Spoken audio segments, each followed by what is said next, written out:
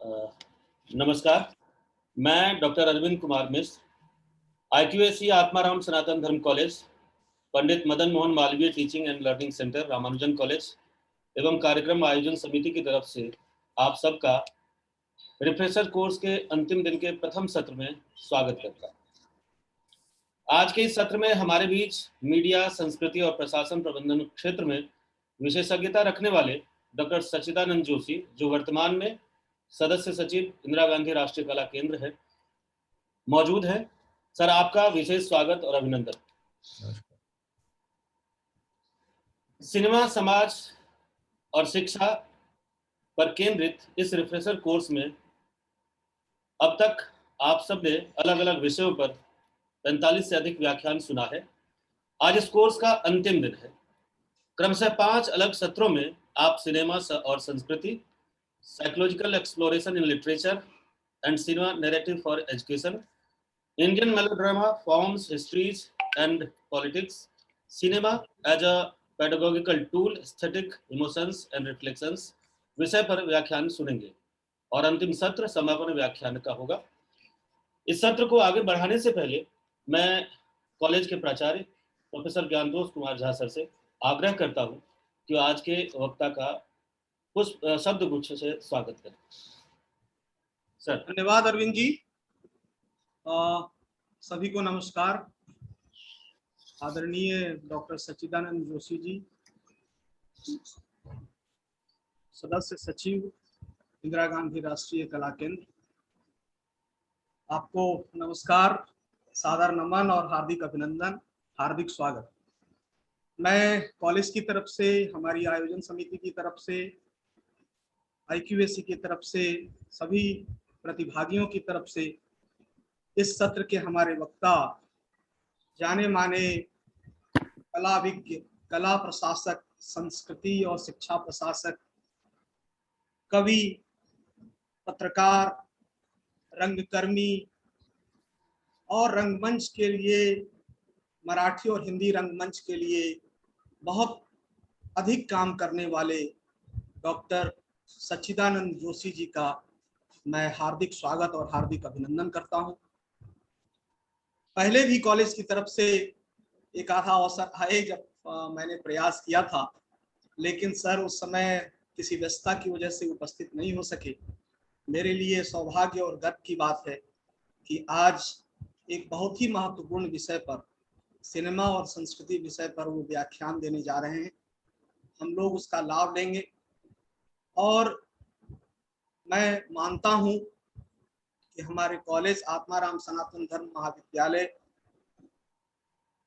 जिसकी मूल भावना समाज की सेवा है और जिसने इस रिफ्रेशर कोर्स का आयोजन किया, सिनेमा, समाज और संस्कृति और सिनेमा के विविध पहलुओं को पिछले 2 सप्ताह से हम समझने की कोशिश कर रहे हैं, उसमें डॉक्टर जोशी जी का व्याख्यान एक मील का पत्थर साबित होगा, क्योंकि संस्कृति के बरक्स भी सिनेमा को समझने और जानने की आवश्यकता है।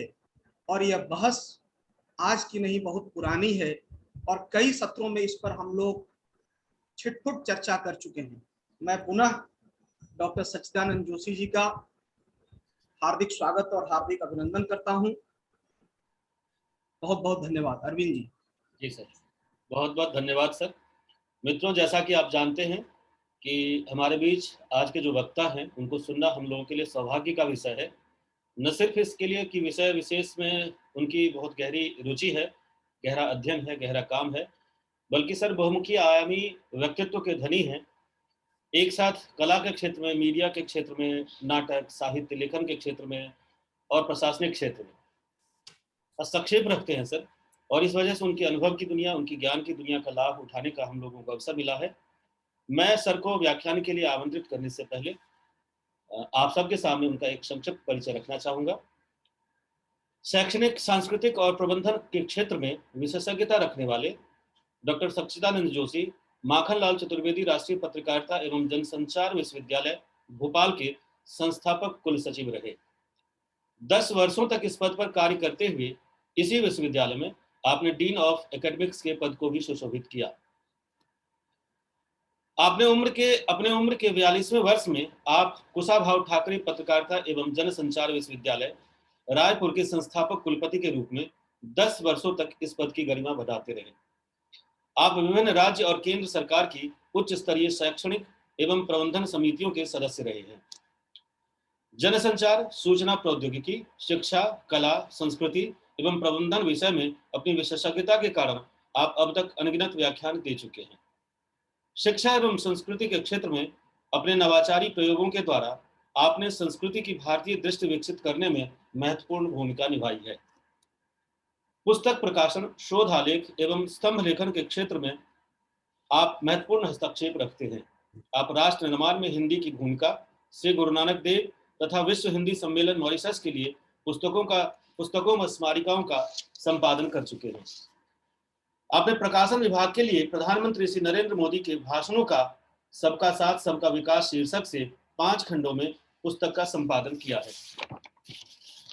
संचार एवं शोध तथा आधुनिक पत्रकारिता के विभिन्न आयाम पर पुस्तकें शीघ्र प्रकाशित होने वाली हैं। आपकी कविता और कहानी के क्षेत्र में भी आपकी पुस्तकें प्रकाशित हो चुकी हैं।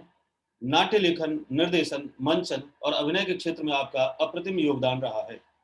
अब तक 25 से अधिक नाटकों का लेखन और निर्देशन कर चुके हैं। देश के प्रमुख नगरों में 100 से अधिक नाट्य प्रस्तुतियां कर चुके हैं। हिंदी एवं मराठी रंगमंच के क्षेत्र में विशेष योगदान के लिए आपको अनेक प्रादेशिक एवं राष्ट्रीय पुरस्कारों से सम्मानित किया जा चुका है। हिंदी की सभी प्रमुख पत्र पत्रिकाओं में आपके शोध एवं आलोचनात्मक लेख प्रकाशित होते रहे हैं। आपने कई पत्र पत्रिकाओं के लिए स्तंभ लेखन का भी कार्य किया है। आप भारतीय शिक्षा मंडल के राष्ट्रीय अध्यक्ष एवं रिसर्जेंस फाउंडेशन के अध्यक्ष हैं। आप संस्कार भारती, रंग यात्री, रंगश्री, लिटिल वैली ट्रुप, सेवा वर्धिनी एवं रोटरी इंटरनेशनल जैसी सामाजिक सांस्कृतिक संस्थाओं से संबद्ध हैं। आप वर्तमान में, जैसा कि मैंने पहले भी बताया, इंदिरा गांधी राष्ट्रीय कला केंद्र के सदस्य सचिव हैं। सर, आपका पुनः स्वागत और अभिनंदन। आज हम सब सर के माध्यम से सिनेमा और संस्कृति जैसे गंभीर विषय पर एक व्यापक और रोचक व्याख्यान सुनने वाले हैं। सर, इस व्याख्यान के लिए आपका पुनः स्वागत और मैं माइक आपको सौंपता हूं। सर। बहुत बहुत धन्यवाद अरविंद जी और ARSD महाविद्यालय के सम्माननीय प्राचार्य ज्ञानतोष झा जी और इस पटल पर जुड़े हुए सभी सम्माननीय प्राध्यापक गण। मेरे लिए ये हर्ष का विषय है कि मुझे आपके साथ इस रिफ्रेशर कोर्स में सिनेमा और संस्कृति इस विषय पर अपनी बात को साझा करने का अवसर मिला है। मैं इसके लिए प्राचार्य महोदय का और अन्य सभी आयोजकों का आभार व्यक्त करता हूं। दरअसल एक तरह से ये निमंत्रण मैंने खुद ले लिया, ऐसा कहने में कोई अतिशयोक्ति नहीं होगी। जब मुझे इस कार्यक्रम का कहीं पोस्टर देखने को मिला तो मैंने एक किताब का सुझाव दिया था कि एक किताब पर इस पर चर्चा हो सकती है जो इंदिरा गांधी राष्ट्रीय कला केंद्र ने प्रकाशित की थी, महात्मा गांधी और सिनेमा। और संभवतः इस विषय पर अपनी तरह की ये पहली किताब थी और मुझे लगा कि ये जो रिफ्रेशर कोर्स है इसके प्रतिभागियों को अगर ये किताब देखने का अवसर मिले तो शायद उनके लिए एक बहुत अच्छा अवसर होगा। चूंकि ये सब कुछ वर्चुअल माध्यम में हो रहा है, इसलिए वर्चुअल माध्यम में किताब तो भिजवाई नहीं जा सकती, उस पर चर्चा जरूर हो सकती थी। लेकिन तभी ज्ञानतोष जी का आग्रह हुआ कि एक व्याख्यान आप भी क्यों नहीं दे देते, और कुछ ऐसा हुआ कि आज की तारीख खाली थी। जब तक बात की तब तक तो खाली ही थी, अब बार में इतनी भर गई कि बहुत ही परेशानी हो गई। लेकिन फिर भी सुबह के समय मुझे लगा कि आपके साथ अपने विचार को साझा कर सकता हूँ। बहुत अधिक प्रस्तावना न करते हुए सीधे विषय पर आते हैं, जो विषय है सिनेमा और संस्कृति। 1896 में भारत में एक तरह से ल्यूमियर ब्रदर्स ने भारत में सिनेमा की शुरुआत की और सिनेमा भारत में आया। और दादा साहब फाल्के ने जब राजा हरिश्चंद्र बनाई तो वो पहली भारत की पहली फिल्म कहलाई। उस बात को भी 100 से ज़्यादा साल हो गए और इन 100 से ज़्यादा सालों में भारतीय सिनेमा ने एक बहुत लंबा सफ़र तय किया है। आप अगर देखें पुराना इतिहास तो 100 साल पहले जब भारत में सिनेमा आया था या दादा साहब फाल्के ने इस सिनेमा को बनाने की कोशिश की थी, तब का सिनेमा और तब के सिनेमा देखने की संस्कृति और आज का सिनेमा और आज के सिनेमा देखने की संस्कृति में जमीन आसमान का फर्क है। और इस फर्क को हमें समझना पड़ेगा, उस फर्क को जानना पड़ेगा और उसी के लिए संभवतः आज हम ये चर्चा कर रहे हैं। मैं अपनी सारी बातें ज़्यादातर हिंदी में करूँगा, अगर किसी प्रतिभागी को कोई परेशानी हो तो कृपया मुझे बताएँ। अंग्रेजी में भी मैं ठीक-ठाक बोल लेता हूँ, लेकिन चूँकि सारी बातें शुरू से हिंदी में हो रही थी, इसलिए मैं हिंदी में बोलने की कोशिश कर रहा हूँ। एक फ़िल्म आई थी बहुत समय पहले मराठी में, हरिश्चंद्राची फैक्ट्री, जिसमें दादा साहब फाल्के ने कैसे फ़िल्म बनाई और कैसे उन्होंने फ़िल्म बनाने के लिए जद्दोजहद की, कैसे उन्होंने अध्ययन किया कि कैसे फ़िल्म बनाई जा सकती है, फ़िल्म की तकनीक, और उसकी बहुत सुंदर व्याख्या, बहुत सुंदर वर्णन मराठी में उस फ़िल्म में हुआ है। अंग्रेज़ी सबटाइटल्स के साथ वो फ़िल्म हिंदी में भी आई है, हिंदी के भी लोग देख सकते हैं, अंग्रेज़ी के भी लोग देख सकते हैं और बहुत सुंदर फ़िल्म है। अगर आपने नहीं देखी है, तो यूट्यूब आदि इत्यादि पे उपलब्ध है, आप लोग ज़रूर देखिए। उस फ़िल्म में एक बहुत सुंदर सा सीन है जिसमें दिखाया गया है कि फ़िल्म देखने जाने की जो प्रक्रिया है, वो कितनी कठिन और जटिल उस समय थी। वो जो एक सामाजिक वातावरण था कि फ़िल्म देखने जाना, सिनेमा देखने जाना, एक अजीब-सा सामाजिक वातावरण था। इसलिए आपको याद होगा कि शुरुआती दौर में सिनेमा में महिलाएँ काम नहीं किया करती थीं। जब दादा साहब फाल्के ने ये हरिश्चंद्राची फैक्ट्री बनाई, तो उस हरिश्चंद्राची फैक्ट्री में भी उन्होंने जो तारामती के रोल के लिए जो पात्र चुना, वो भी एक पुरुष पात्र ही था और पुरुष ने ही उसमें भूमिका बाकायदा निभाई थी। ये वो दौर था जब संभ्रांत लोगों को बाद में फ़िल्म देखने से भी मनाही थी। कई लोग सोचते थे कि सिनेमा देखने से कुछ पाप हो जाएगा, अनर्थ हो जाएगा, अनिष्ट हो जाएगा, इसलिए लोग सिनेमा देखने नहीं जाते थे और जाते भी थे तो चोरी-छुपे जाते थे। उसके बाद जब सवाक फ़िल्में बनी, जब डायलॉग के साथ फ़िल्में बनी, तो उसका एक दौर था और कई बार ये होता था कि डायलॉग जो है वो लाइव बोले जाते थे। सिनेमा की रील चलती थी और वहाँ के जो स्थानीय कलाकार थे, जो उस सिनेमा की रील के आधार पर अपने डायलॉग्स को, पहले से उन्हें बताए गए डायलॉग्स को कहीं न कहीं रिहर्स करते थे और वो डायलॉग्स उन सिनेमा के साथ चलते थे और आपको समझ में आता था कि स्क्रीन पर क्या संवाद हो रहा है और जो लाइव डायलॉग्स बोले जा रहे हैं, वो क्या हो रहा है। और उसके साथ बाकायदा संगीत भी, पेटी, तबला, हारमोनियम जो भी है, उसके साथ संगीत भी बजता था। उस जो जो उसके बाद एक पहली सवाक फ़िल्म आई आलम आरा, और आलम आरा ने ये बताया कि साहब ये डायलॉग्स भी फ़िल्म के अंदर एम्बेडेड हो सकते हैं, कहीं न कहीं रिकॉर्ड हो सकते हैं और रिकॉर्ड होके भी वो आपके साथ प्रस्तुत किए जा सकते हैं। ये सारी बातें आपने कहीं न कहीं पढ़ी होंगी, जानकारी में आपकी निश्चित तौर पर होंगी। मैं सिर्फ़ आपको एक तरह से फ्लैशबैक दिखा रहा हूँ। फ्लैशबैक मैं इसलिए दिखा रहा हूँ क्योंकि हम सिनेमा की बात कर रहे हैं, तो सिनेमा में फ्लैशबैक में जाने से आगे की कहानी ज़्यादा अच्छी तरह समझ में आती।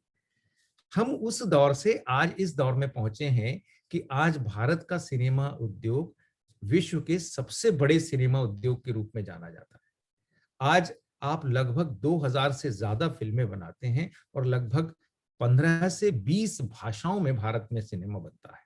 और भारत का जो फिल्म उद्योग है, वो चाहे टॉलीवुड हो, चाहे बॉलीवुड हो, चाहे चॉलीवुड हो, ये सारे जो वुड है, ये कुल मिलाकर अपने आप में इतने बड़े और विशाल उद्योग हैं और इतने बड़े और परिपूर्ण उद्योग हैं कि वो हॉलीवुड को भी मात करते हैं और किसी भी बड़ी फिल्म इंडस्ट्री जो विश्व की और भी हो सकती है, उसे मात करते हैं। अगर अतिशयोक्ति नहीं है तो ये कहा जा सकता है कि अकेली जितनी भारत में फिल्में बनती हैं, शायद उतनी फिल्में कुल मिलाकर यूरोप में भी नहीं बनती होंगी। इतना ये आंकड़ा भारत का बड़ा है। हम वहां थे जहां पर एक समय में सिनेमा देखना भी अपने आप में एक महापाप समझा जाता था। सिनेमा जाने में लोग चोरी छुपे जाते थे और बता के नहीं जाना, छुपा के जाना। इस दौर से गुजरे और वहां से यहाँ पहुंचे कि हम सबसे बड़े उद्योग के रूप में पूरे विश्व में स्थापित हैं। ये सिर्फ नंबर गेम नहीं, आकार गेम नहीं, इकोनॉमी का भी बहुत बड़ा गेम है। मतलब जिस तरह की भारतीय सिनेमा उद्योग में जिस तरह की आर्थिक स्टेक्स, आर्थिक जो इकोनॉमिक ऑपरेशंस हैं, संभवतः भारत के भी किसी दूसरे उद्योग की तुलना में ये इकोनॉमिक ऑपरेशंस अपने आप में बहुत बड़े, बहुत ज्यादा है। और तीसरी जो इसकी शक्ति है, तीसरी जो इसकी क्षमता है, वो है एम्प्लॉयबिलिटी। हम जब सिनेमा देखते हैं तो निश्चित तौर पर हम सिर्फ उन्हीं को देखते हैं जो हमें पर्दे पर दिखाई देते हैं, यानी अभिनेता या अभिनेत्री।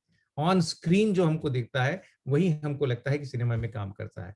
लेकिन हम जानते हैं कि उनको ऑन स्क्रीन लाने के लिए उससे कम 100 गुना ज्यादा लोगों की मेहनत, परिश्रम और रचनात्मकता रहती है, तब जाके वो एक या दो व्यक्ति आपको स्क्रीन पर दिखते हैं। और इसलिए ये सोचना कि ये जो पूरी की पूरी इंडस्ट्री है, पूरा का पूरा उद्योग है, पूरा का पूरा व्यापार है, पूरा का पूरा व्याप है, वो अपने आप में एक बहुत बड़े भारी एक अपनी सृष्टि की रचना करता है, अपने आप में एक नए संसार की रचना करता है। मुझे लगता है कि जब हम सिनेमा की बात करते हैं, जब हम सिनेमा की उपादेयता की बात करते हैं, तो हम सिनेमा की इस व्यापकता को, इस मैग्नेनिमिटी को शायद भूल जाते हैं। हम सिर्फ वही देखते हैं, हम सिर्फ वही सोचते हैं, हम सिर्फ वही बोलते हैं जो हमें ऑन स्क्रीन दिखाई देता है, क्योंकि शायद हमारे सबके मन में अभी भी कहीं ना कहीं बहुत गहरा भ्रम है, मैं सिर्फ कहूंगा भ्रम है, कि सिनेमा मनोरंजन का माध्यम है। अगर मनोरंजन नहीं हुआ तो सारा का सारा श्रम, सारी की सारी ऊर्जा, सारी की सारी रचनात्मकता धरी की धरी रह जाती। ये अभी भी समाज का सिनेमा के प्रति दृष्टिकोण है, और शायद यही वजह है कि सिनेमा उद्योग को वो प्रतिष्ठा अभी भी नहीं मिल पाई है जो प्रतिष्ठा उसे मिलनी चाहिए। सिनेमा उद्योग को अभी भी लोग उस तरह का एक गंभीर उद्योग नहीं मान रहे हैं जिस तरह का गंभीर उद्योग माना जाना चाहिए। और क्यों नहीं मान रहे हैं, इसकी कई सारी वजहें हो सकती हैं।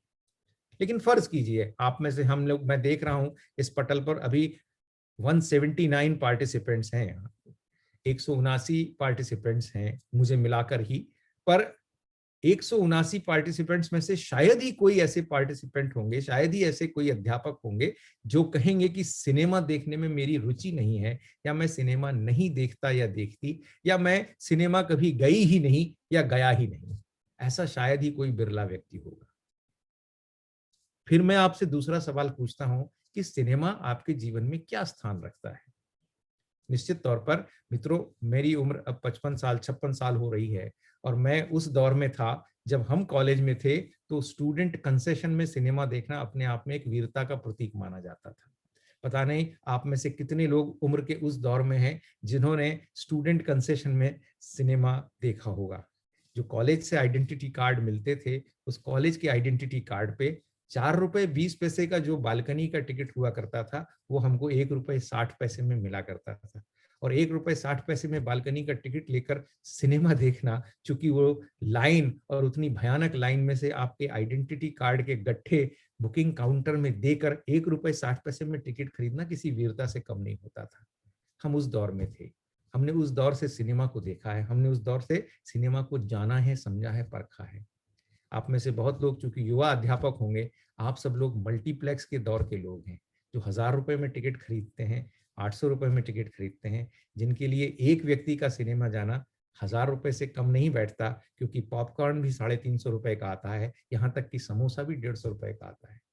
हम लोग वो लोग थे जिन्होंने 4 रुपए 20 पैसे में सिनेमा भी देख लिया, समोसा भी खा लिया, चाय भी पी ली, और बस का भाड़ा भी दे दिया। वैसे विद्यार्थी जीवन में बहुत कम लोग होते हैं जो बस का भाड़ा देते हैं। स्टूडेंट कंसेशन सब जगह चलता है, थोड़ी सी दादागिरी भी सब जगह चलती है। मैं सिर्फ आपसे ये पूछना चाहता हूं कि सिनेमा ने आपके जीवन में क्या जगह बनाई, सिनेमा आपके जीवन में कहाँ है। पिछले 1 साल का दौर अगर आप देखें तो हम ये पाएंगे कि हमने देखा कि पूरी तरह से सारे मल्टीप्लेक्सेस प्रायः प्रायः बंद हो गए हैं। और जब मल्टीप्लेक्सेस बंद हो गए हैं तो हमको लगता है कि सिनेमा की हमारे जीवन में कहीं कोई जरूरत नहीं है। तो मैं अगर पूछूं कि सिनेमा की आपके जीवन में कहीं कोई जरूरत नहीं है, तो क्या ये सही बात है क्या? क्योंकि सिनेमा के लिए आप थिएटर जरूर नहीं गए, लेकिन सिनेमा तो आपके घर में आ गया, टेलीविजन के माध्यम से, ओटीटी प्लेटफॉर्म के माध्यम से, यहाँ तक कि मोबाइल पर जो बहुत छोटे छोटे क्लिप्स चलते हैं उनके माध्यम से सिनेमा तो पूरे समय आपके घर में ही था। तो जब सिनेमा आपके घर में था तो आपने कैसे सोचा कि सिनेमा की मेरे जीवन में कहीं कोई जगह नहीं है? सिनेमा आपके जीवन में बहुत बड़ी जगह रखता है। सिनेमा आपके जीवन को कहीं ना कहीं प्रभावित कर रहा है, जाने अनजाने प्रभावित कर रहा है, इसे मानने में कोई ऐतराज नहीं होना चाहिए। और इसलिए चूंकि ये प्रभावित कर रहा है, इसलिए क्या ये सिर्फ हमारा मनोरंजन कर रहा है? इस प्रश्न को भी आप एक बार अपने मन में टटोल कर देखिए कि क्या ये सिर्फ मनोरंजन है, या मनोरंजन के साथ और भी कुछ है। कहीं वो शिक्षा तो नहीं, कहीं वो संस्कार तो नहीं, कहीं वो संस्कृति तो नहीं, इन पर भी बातें करने की जरूरत है। जब मैं सिनेमा की बात करता हूं मित्रों, तो मैं सिर्फ उस सिनेमा की बात नहीं कर रहा हूं जो थिएटर में हम देख रहे हैं। जब मैं सिनेमा की बात कर रहा हूं तो मैं एक तरह से पूरे के पूरे उस ऑडियो विजुअल मीडियम की बात कर रहा हूं, क्योंकि सिनेमा ने इतने वर्षों में अपना स्वरूप भी बदल लिया है। दादा साहब फाल्के ने जब राजा हरिश्चंद्र बनाई थी, तब नहीं सोचा था कि एक समय ऐसा भी आएगा जब लोग अपने घर में बैठकर अपने टेलीविजन सेट पर या अपने लैपटॉप पर या अपने मोबाइल पर अपनी पसंद का सिनेमा देख सकते हैं। उन्होंने शायद तब कभी ये नहीं सोचा था कि ऐसा भी एक दौर आएगा जब सिनेमा को दिखाने के लिए आपको किसी भी ऐसे संयंत्र की जरूरत नहीं पड़ेगी और हवा के माध्यम से, ओटीटी प्लेटफॉर्म के माध्यम से आपके घरों में सिनेमा आ जाएगा। और फिर वो सिनेमा सिर्फ भारत तक सीमित नहीं रहेगा, आपके क्षेत्र, आपके देश तक सीमित नहीं रहेगा, वो इंटरनेशनल बाउंड्रीज क्रॉस कर लेगा। आज एक फैशन बहुत चला है, बहुत सारे लोग हैं, आप में से बहुत सारे लोग वैसे नहीं होंगे, ऐसा मेरा विश्वास है, जो इस बारे में कहना बिलो डिग्निटी मानते हैं कि वो भारत का सिनेमा देखते हैं या वो भारत की सीरियल देखते हैं। चूंकि अब ओटीटी प्लेटफॉर्म है, आपके पास एक नए नए माध्यम है, इसलिए इस बात की चर्चा करना कि आप हॉलीवुड की कौन सी सीरीज देख रहे हैं या आप बीबीसी की कौन सी सीरीज देख रहे हैं या आप और किसी जगह की कौन सी सीरीज देख रहे हैं, जो महिलाएं हैं, माताएं, बहनें हैं, वो शायद ये भी सोचती होंगी कि पाकिस्तान का सीरियल मैक्स प्लेयर पे जो आता है वो मुझे ज्यादा पसंद आता है भारत के किसी सीरियल की बनिस्बत। यानी हमने ज्योग्राफिकल बाउंड्रीज को भी सिनेमा के दौर में, इस दौर में पार कर लिया है। तो ये जो परिदृश्य है, ये जो फलक है, ये बहुत बड़ा हो गया है और ये फलक इतना विशाल हो गया है कि इस फलक ने हमारे जीवन की एक बहुत बड़ी स्पेस को घेरा है, बहुत बड़ी स्पेस को कहीं ना कहीं ऑक्यूपाई किया है, चाहे वो मानसिक रूप से हो और चाहे वो वैचारिक रूप से हो। उस फलक को हमको समझना, उस फलक को देखना और उसकी यूटिलिटी को कहीं ना कहीं, उसकी उपयोगिता को कहीं ना कहीं भांपना, ये शायद आज के हमारी चर्चा का उद्देश्य हो सकता है। तो ये समझना होगा कि सिनेमा ने हमारी संस्कृति को कैसे प्रभावित किया। जब शुरू का दौर है, पुराना दौर है, तब हमने देखा कि सिनेमा ने पहले संस्कृति से प्रेरणा ली, सिनेमा ने पहले सांस्कृतिक मूल्यों से प्रेरणा ली, सिनेमा ने पहले परंपरा से प्रेरणा ली, क्योंकि संस्कृति तो हमारे यहाँ अनंत है, लगातार चली आ रही एक धारा है और वो संस्कृति अपनी व्यापकता के साथ हमारे देश में हजारों वर्षों से उपस्थित है। उसके स्वरूप में थोड़ा होगा, उसके उसके उसके एप्लीकेशन में, उसके क्रियान्वयन में थोड़ा बहुत परिवर्तन हुआ होगा, लेकिन सांस्कृतिक मूल्य जो है वो लगातार हमारे यहाँ वर्षों से वैसे के वैसे ही चले आ रहे हैं। सिनेमा एक नया माध्यम था जो कुछ वर्ष पुराना ही, 100 वर्ष पुराना ही। तो जो 1000 वर्षों की एक परंपरा है, उसके बीच में से एक 100 वर्ष की परंपरा का कहीं ना कहीं आविर्भाव होना, तो निश्चित तौर पर उसे उन जड़ों से कुछ न कुछ लेना पड़ेगा। निश्चित तौर पर सिनेमा ने संस्कृति से लिया और सिनेमा को जब संस्कृति से लेना था तो निश्चित तौर पर हमारे जो दूसरे कला माध्यम थे वो सिनेमा के लिए सहायक बने, जैसे रंगमंच, नाटक, नाटिकाएं। हम देखते हैं कि हमारे यहाँ पौराणिक आख्यानों पर रंगमंच खेलने की परंपरा वर्षों पुरानी रही। हम में से जो लोग अलग अलग लोक धाराओं से जुड़े हैं वो जानते हैं कि हमारे गांव में, हमारे क्षेत्र में, हमारे मोहल्ले में अलग अलग परंपराओं में लोक नाट्य और पौराणिक आख्यानों के साथ लोक नाट्य खेले जाते रहे। तो जब निश्चित तौर पर दादा साहब फाल्के को लगा कि मुझे सिनेमा बनाना चाहिए, तो उन्होंने विषय ऐसा लिया जो हमारी परंपरा से, हमारी संस्कृति से आता था और इसलिए उन्होंने हरिश्चंद्र ये विषय चुना, क्योंकि हरिश्चंद्र ये विषय हमारे मूल्य बोध को भी बताता है, हमारी आस्था को भी बताता है और उसके साथ साथ हमारी सांस्कृतिक परिवेश को भी बताता है। और सबसे बड़ी बात है, ये सब होते हुए उसमें बहुत महत्वपूर्ण नाट्य तत्व है, ड्रामेटिक एलिमेंट है। तो उन्होंने ये सोचा कि ऐसी कोई चीज जिसमें सांस्कृतिक मूल्य हो, जिसमें भारत की आस्था से जुड़े हुए मूल्य हो, जिसमें भारत की परंपरा से जुड़े हुए मूल्य हो और उसके साथ कहीं ना कहीं बहुत तगड़ा ड्रामेटिक एलिमेंट हो, ऐसी चीज मैं लूंगा तो शायद लोगों को पसंद आएगी। और इसलिए उन्होंने हरिश्चंद्र की कथा उठाई। मैं सिर्फ आपको ये बताना चाहता हूं कि सबसे पहले सिनेमा ने संस्कृति से प्रेरणा ली कि कौन कौन सी चीजें हम डाल सकते हैं। अगर आप उस दौर को देखें तो धीरे धीरे जब सिनेमा आगे बढ़ता है, पुष्पित पल्लवित होता है, तो वो शुरुआती दौर में बहुत सारी कथाएं, बहुत सारे आख्यान ऐसे ही बने जो कहीं ना कहीं हमारे सांस्कृतिक परंपरा, हमारे इतिहास, हमारी धरोहर, उन सब से संबंधित थे।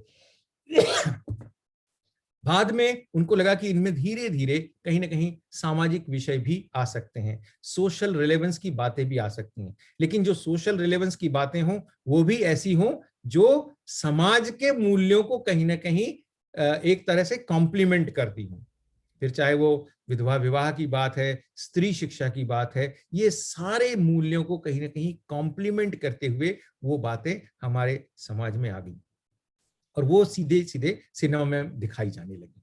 लेकिन उसमें भी बहुत ध्यान रखा गया कि हम ऐसी कोई मान्यता न दिखा दें, ऐसी कोई अवधारणा न दिखा दें जो उस वक्त के सांस्कृतिक मूल्यों से कहीं अलग होती हो, उस वक्त के सांस्कृतिक मूल्यों को कहीं तोड़ती हो। इसलिए चाहे वो कॉस्ट्यूम हो, चाहे वो ज्वेलरी हो, चाहे वो सेट डिजाइन हो, चाहे वो म्यूजिक हो, चाहे वो भाव भंगिमाएं हो, ये सारी चीजें एक तरह से अलग से सांस्कृतिक परिवेश में थी। लेकिन धीरे धीरे जैसा होता है, हर एक चीज का, हर एक माध्यम का अपना एक ओवर पावरिंग इम्पैक्ट होता है। धीरे धीरे सिनेमा ने ये समझा कि हमारा ओवर पावरिंग इम्पैक्ट सोसाइटी के ऊपर ज्यादा है। अभी तक हम कल्चर से इन्फ्लुएंस हो रहे थे, धीरे धीरे सिनेमा के अंदर शायद ये विश्वास जग गया, ये कॉन्फिडेंस आ गया कि अब वो स्टेज है जब हम कल्चर को इन्फ्लुएंस कर सकते हैं। आप इस परिवर्तन को समझिए, और ये परिवर्तन बड़ा रोचक परिवर्तन है। एक समय था जब आप कल्चर से इन्फ्लुएंस होकर सारी बातें कर रहे थे, धीरे धीरे आपको लगा कि हम कल्चर को इन्फ्लुएंस कर सकते हैं। और जब कल्चर को इन्फ्लुएंस करने की बात कहीं ना कहीं सिनेमा में आई, और निश्चित तौर पर वो इसलिए आई क्योंकि ये एक ऑडियो विजुअल मीडियम का फिनोमिना है। मैं चूंकि संप्रेषण का, संचार का विद्यार्थी हूँ, कम्युनिकेशन का स्टूडेंट हूँ, आप सब लोग भी कम्युनिकेशन के क्षेत्र में, अपने अपने क्षेत्र में विद्वान व्यक्ति हैं, और शिक्षा के क्षेत्र में तो विद्वान व्यक्ति हैं ही। आपने एक फिनोमिना पढ़ा होगा, रिटेंशन पावर। और रिटेंशन पावर का बहुत इंटरेस्टिंग फिनोमिना है जो मैं आपके सामने बताना चाहता हूँ। एजुकेशन में बताते हैं, अगर आप किसी चीज को पढ़ते हैं तो उसकी जो रिटेंशन पावर है आपके दिमाग में, वो 15 से 20% रहती है। जो लोग बहुत एक्सेप्शनल होते हैं उनकी शायद 30% रहती होगी, पर एक एवरेज व्यक्ति की रिटेंशन पावर 15 से 20% रहती है, शायद उससे भी कम रहती होगी। अभी आप कोई चीज पढ़ें और आपसे 1 घंटे बाद कहा जाए कि इसमें से कितनी चीजें आपको याद रहती हैं, तो शायद बामुश्किल 15% भी चीजें याद नहीं रहती होगी। लेकिन अगर आप कोई चीज सुने तो उसकी रिटेंशन पावर आपके दिमाग में 30 से 40% रहती है, क्योंकि आप कोई चीज सुनते हैं, कानों में कोई चीज पड़ती है तो शायद वो आपके दिमाग में ज्यादा आती है। इसलिए कई बार बच्चे को जब माताएं पढ़ाती हैं तो क्या करती हैं, वो खुद बोलती हैं और बच्चे को सुनाती है और उससे कहती है तुम भी बोलो। यानी क्या हो रहा है, वो बात बार बार कानों में आ रही है। जब कानों में आ रही है तो वो आपकी रिटेंशन पावर बढ़ाती है। पता नहीं आप में से कितने लोगों को उस तरह के प्राथमिक स्कूलों में जाने का अवसर मिला होगा जब स्कूल का जो टिपिकल सीन या स्कूल की जो टिपिकल साउंड होती थी वो पहाड़ों की साउंड होती थी। आप दूर से अंदाज लगा सकते कि स्कूल चल रहा है, क्योंकि आपको 2 एकम 2, 2 दूनी 4, 2 तिया 6, ये ध्वनियां सुनाई देती। आपको लगता था पहाड़े रटवाए जा रहे हैं। ये रटंत जो है वो रटंत इसलिए नहीं थी, रटंत इसलिए थी क्योंकि रिटेंशन पावर ध्वनि से बढ़ती है। और इसलिए आपने देखा होगा कि जब घर में कोई गाना बजता है तभी आपको लगता है कि ये गाना मेरे काम का नहीं है, फिर भी आपको याद हो जाता है। कुछ दिनों पहले एक बड़ा फूहड़ सा गाना, कुछ तो भी सविता की जवानी, इस तरह का कोई गाना था, वो मेरे पड़ोस या कोई था, उसको सुबह शौक था, वो सुबह बजाता था और मैं वहीं छत पर बैठकर अखबार पढ़ता था और गाहे बगाहे वो गाना मेरे कान में पड़ता था।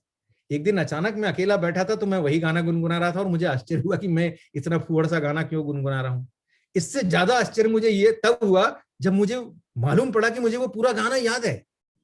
और वो पूरा गाना याद कैसे हो गया, क्योंकि रोज सुबह मैंने उसे सुना। Retention power.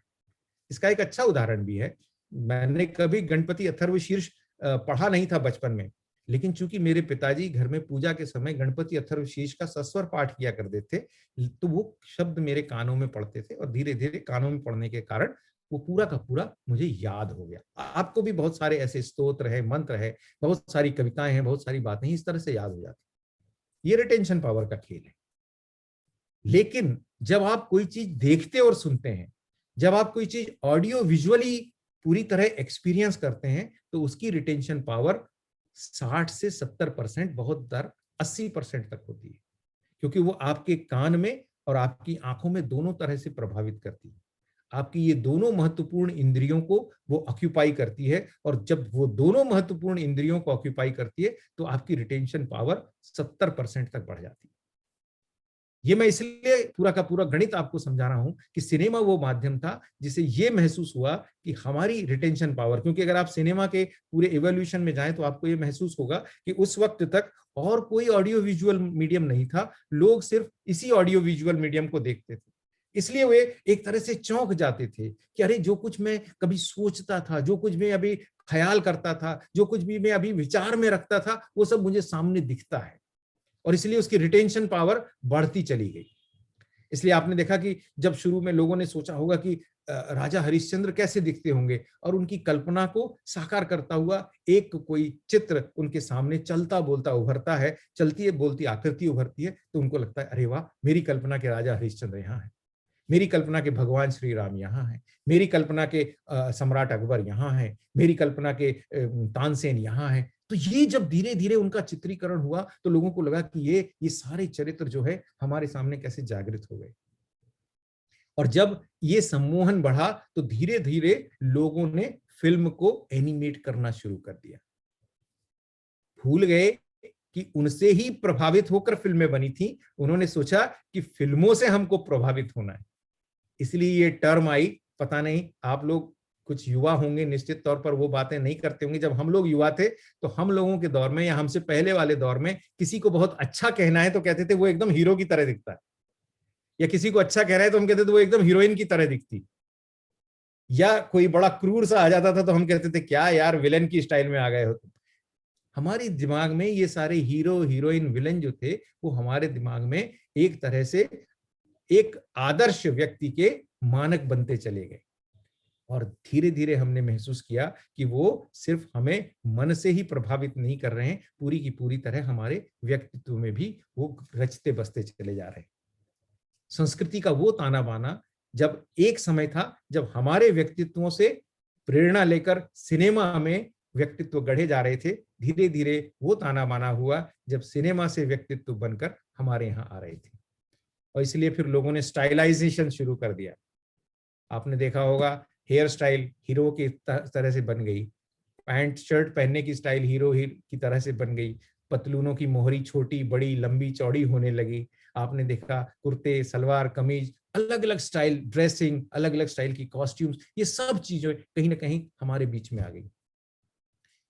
ये एक्सपेरिमेंट जो हुआ उसने धीरे धीरे इस बात को प्रूव किया कि सिनेमा और संस्कृति कहीं ना कहीं एक दूसरे के अंदर मिलते से जा रहे हैं। संस्कृति सिनेमा को बना रही है या सिनेमा से संस्कृति बन रही है, इस बात की पड़ताल करना मुश्किल हो गया। लेकिन उसके बाद का दौर आया, वो और रोचक आया। और उस रोचक दौर की छोटी सी एक मिसाल ही आपको दूंगा तो आपको समझ में आ जाएगा। जब यश चोपड़ा जी ने अपनी फिल्मों में शादियां दिखाना शुरू कर दिया, तब लोगों को महसूस हुआ कि शायद शादियां ऐसी भी होती हैं। हो सकता है कि यश चोपड़ा जी ने कुछ शादियां देखकर ही उन शादियों की कल्पना की होगी। हो सकता है कि भारत के उत्तर भारत के कुछ जगहों पर उस तरह की शादियां होती होंगी, लेकिन जब वो सिनेमा में दिखी और सिनेमा में जब उन शादियों का एक तरह से विराट और ग्लैमरस रूप, बहुत सुंदर सा रंग बिरंगा रूप देखा, तो सबको लगा कि हमारे यहाँ भी शादियां ऐसी ही होनी चाहिए। और बहुत मजे की बात मैं बताऊं, हम महाराष्ट्र से आते हैं, महाराष्ट्रियन हैं, और महाराष्ट्र में कभी लेडीज संगीत की परंपरा किसी शादी में नहीं हुई, लेकिन आज सब शादियों में लेडीज संगीत होता है। क्यों होता है? क्योंकि हमने इंस्पिरेशन लिया सिनेमा में कि यश चोपड़ा की फिल्मों में लेडीज संगीत होता है और उसमें बड़ा मजा आता है, इसलिए अब हर शादी में लेडीज संगीत एक तरह से एक महत्वपूर्ण अनुष्ठान बन गया है। फिर चाहे किसी को नाचना आता हो नहीं आता हो, गाना आता हो नहीं आता हो, कोरियोग्राफर बुलाकर बाकायदा कोरियोग्राफी करवा के हमारे महाराष्ट्रियन लोगों में भी शादियां होने लगी। और ऐसे मैंने कई मेरे दक्षिण भारतीय मित्र भी देखे, उनके यहाँ लेडीज संगीत हो रहा है, जबकि लेडीज संगीत दक्षिण भारत की तो परंपरा नहीं थी। तो हुआ क्या कि ये सिनेमा ने ऐसा उसको ग्रसित कर लिया कि अब ये सारी चीजें एक तरह से आपको आवश्यक लगने लगी, कंपलसरी लगने लगी, अनिवार्य लगने लगी। और इस तरह से वो जो संस्कृति का थोड़ा सा अनुष्ठान है वो बदल गया। आपने देखा कॉस्ट्यूम्स भी बदल गए, विवाह में पहने जाने वाले परिधानों की भी शैली बदल गई, विवाह में पहने जाने वाले आभूषणों की भी शैली बदल गई, विवाह की पूरी सजावट बदल गई, विवाह का पूरा संगीत बदल गया, विवाह के रिचुअल्स बदल गए। और ऐसा सिर्फ विवाह के ही साथ हुआ हो ऐसा नहीं है, गमी में भी ऐसा हो गया। गमी में भी आपने देखा कि लोगों ने ऐसे कई सारे रिचुअल्स का पालन करना शुरू कर दिया जो शायद गमी में हम लोग आमतौर पर नहीं करते थे। ये कहां से आ गया? ये धीरे धीरे आ गया। हमने जब महसूस किया कि सिनेमा ने हमको दिखा दिया कि ऐसा भी होता है, और वो अवास्तविक नहीं था। और मजे की बात यह है कि जब सिनेमा भी अपने बारे में बात करता है तो कई बार इस तरह का परिहास करता है। जैसे कई बार एक सामान्य जीवन को किसी को दिखाना होगा तो हीरो हीरोइन से कुछ कहेगा तो हीरोइन कहेगी, धत, ऐसा तो सिर्फ सिनेमा में होता है। और ये डायलॉग भी आप सिनेमा में ही देखते हैं। यानी सिनेमा को भी कहीं ना कहीं इस बात का एहसास है कि बहुत सारी चीजें जो वास्तविकता की धरातल से थोड़ी सी अलग है वो भी हम दिखाते हैं, वो भी क्षमता है। और ये जो एक मजेदार सा ताना बाना है, ये जो मजेदार सा चक्र है, ये चक्र चलता है, ये यहीं रुकने वाला है ऐसा नहीं है, ये चक्र फिर घूमेगा।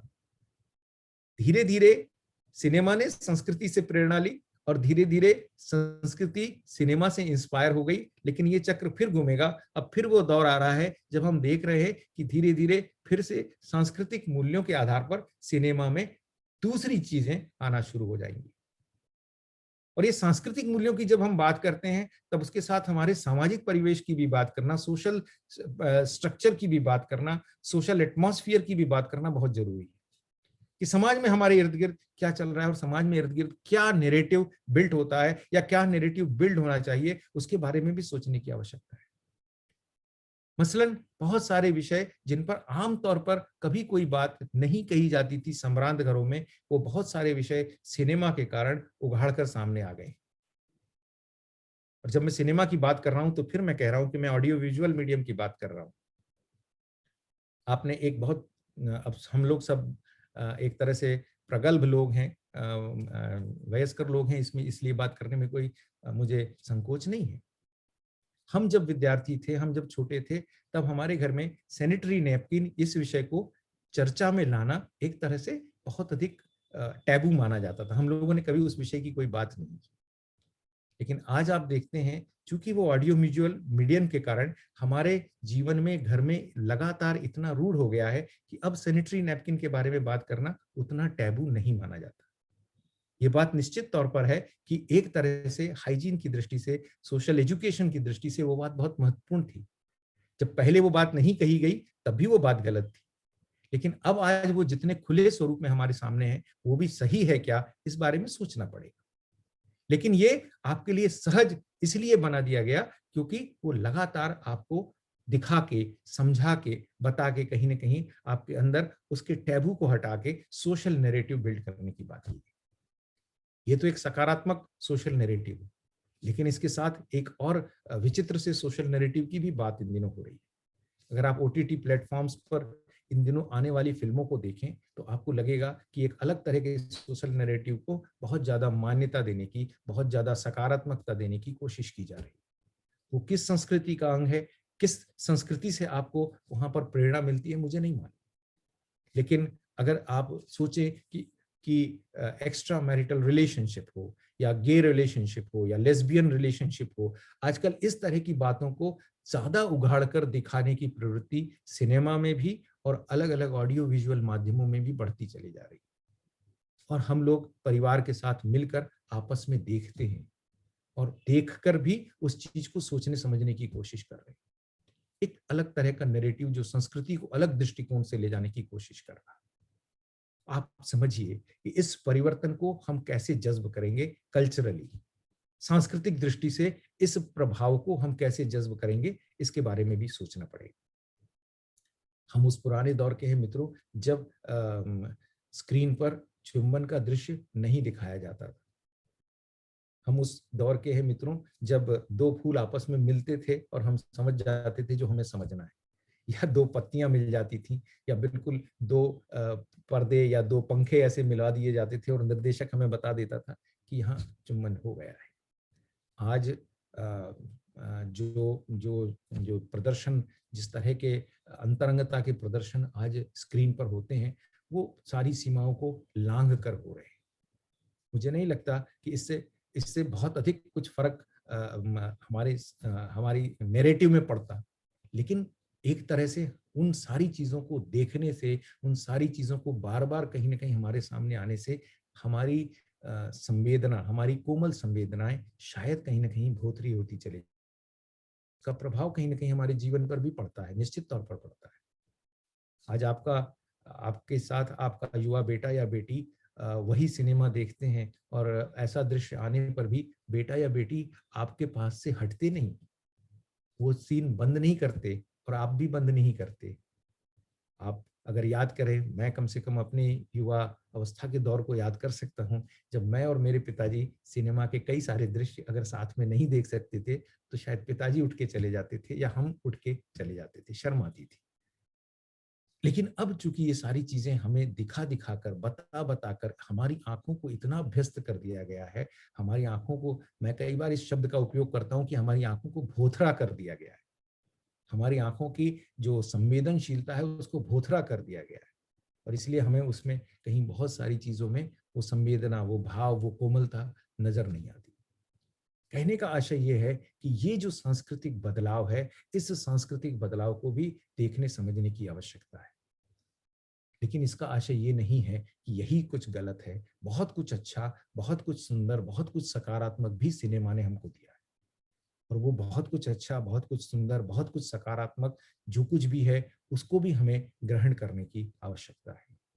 सिनेमा का एक बहुत अच्छा उजला पक्ष भी है, और सिनेमा के उस अच्छे उजले पक्ष को भी देखना है।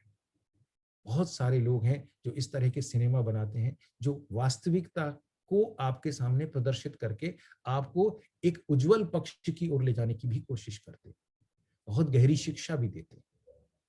किसी एक सिनेमा का उल्लेख करना शायद अच्छा नहीं होगा, लेकिन इस तरह के सिनेमा ने बहुत सारी लीक को तोड़ा है।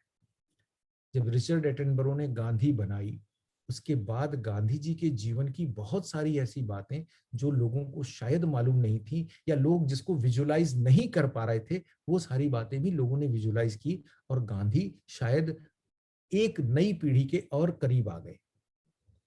हो सकता था कि वो उस पीढ़ी के उतने करीब सिर्फ किताबें पढ़ने से नहीं आते, लेकिन जैसे ही आपने उसको विजुअल माध्यम में देखा, तो आप उसके और करीब आ गए, क्योंकि उसने कहीं ना कहीं आपकी इमेजिनेशन को स्टिमुलेट किया। ये जो इमेजिनेशन को स्टिमुलेट करने की जो क्षमता है, उसके कारण बहुत सारी बात हुई। हम लोग सब अध्यापक हैं, और अलग अलग समय में अपने विद्यार्थियों को कहीं ना कहीं करियर काउंसलिंग, करियर गाइडेंस करने की कोशिश करते हैं। आप में से कितने लोग होंगे जो कहीं ना कहीं 3 इडियट्स से कभी ना कभी इंस्पायर होकर अपने विद्यार्थी को कोई बात नहीं बताते होंगे, या कम से कम एक शिक्षक के लिए तो 3 इडियट्स देखकर उससे बहुत सारी चीजें लेना एक बहुत अच्छी बात होती है। इसलिए नहीं कि वो एक हिट फिल्म थी, लेकिन इसलिए कि उसमें बहुत सारे ऐसे तत्व बताए गए जो लगता है कि कहीं ना कहीं हमें एक शिक्षक के तौर पर अपने आप को बेहतर बनाने में मदद कर सकते हैं, एक विद्यार्थी को उसके करियर की चुनाव में कहीं ना कहीं मदद कर सकते हैं, एक पालक को, एक पेरेंट को कहीं ना कहीं अपने विद्यार्थियों के चरित्र को, व्यक्तित्व को, करियर को शेप करने में मदद कर सकते हैं। तो ये जो उजला पक्ष है, इसको क्या हम देख सकते हैं सिनेमा के माध्यम से, और ऐसे एक या दो नहीं, ऐसे अनेकों उदाहरण हैं जिसके माध्यम से हम सिनेमा की बातों को जान सकते हैं, समझ सकते हैं। भारत निश्चित तौर पर इस बारे में भाग्यशाली है कि उसने श्रेष्ठतम फिल्मकारों को जन्म दिया है, और भारत निश्चित तौर पर इस बारे में भी भाग्यशाली है कि यहाँ की रचनात्मकता, यहाँ की क्रिएटिविटी अकूत है, उसकी कोई सीमाएं नहीं। और इसलिए जो रचनात्मकता है, जो क्रिएटिविटी है, उसने भारत के सांस्कृतिक परिदृश्य को, सांस्कृतिक मूल्यों को भी बहुत सुंदरता से उभारा है, बहुत खूबसूरती से उभारा है। क्योंकि भारत एक विविधताओं का भी देश है, भारत के कई रंग हैं, भारत की कई छटाएं हैं। हम देखते हैं कि जहां प्राकृतिक रूप से भी भारत इतनी विविध वर्णी छटा लिए हुए है, वहीं न कहीं परिवेश की दृष्टि से भी भारत विविध वर्णी छटा लिए हुए है। तो एक जगह के परिवेश को देखने का अवसर शायद हमें दूसरी जगह के लोगों को सिनेमा के माध्यम से ही मिल जाता है। ऐसी बहुत सारी फिल्में हैं जो जो हमें दक्षिण का वो परिवेश दिखाती हैं जहाँ शायद हम दक्षिण में कभी गए नहीं।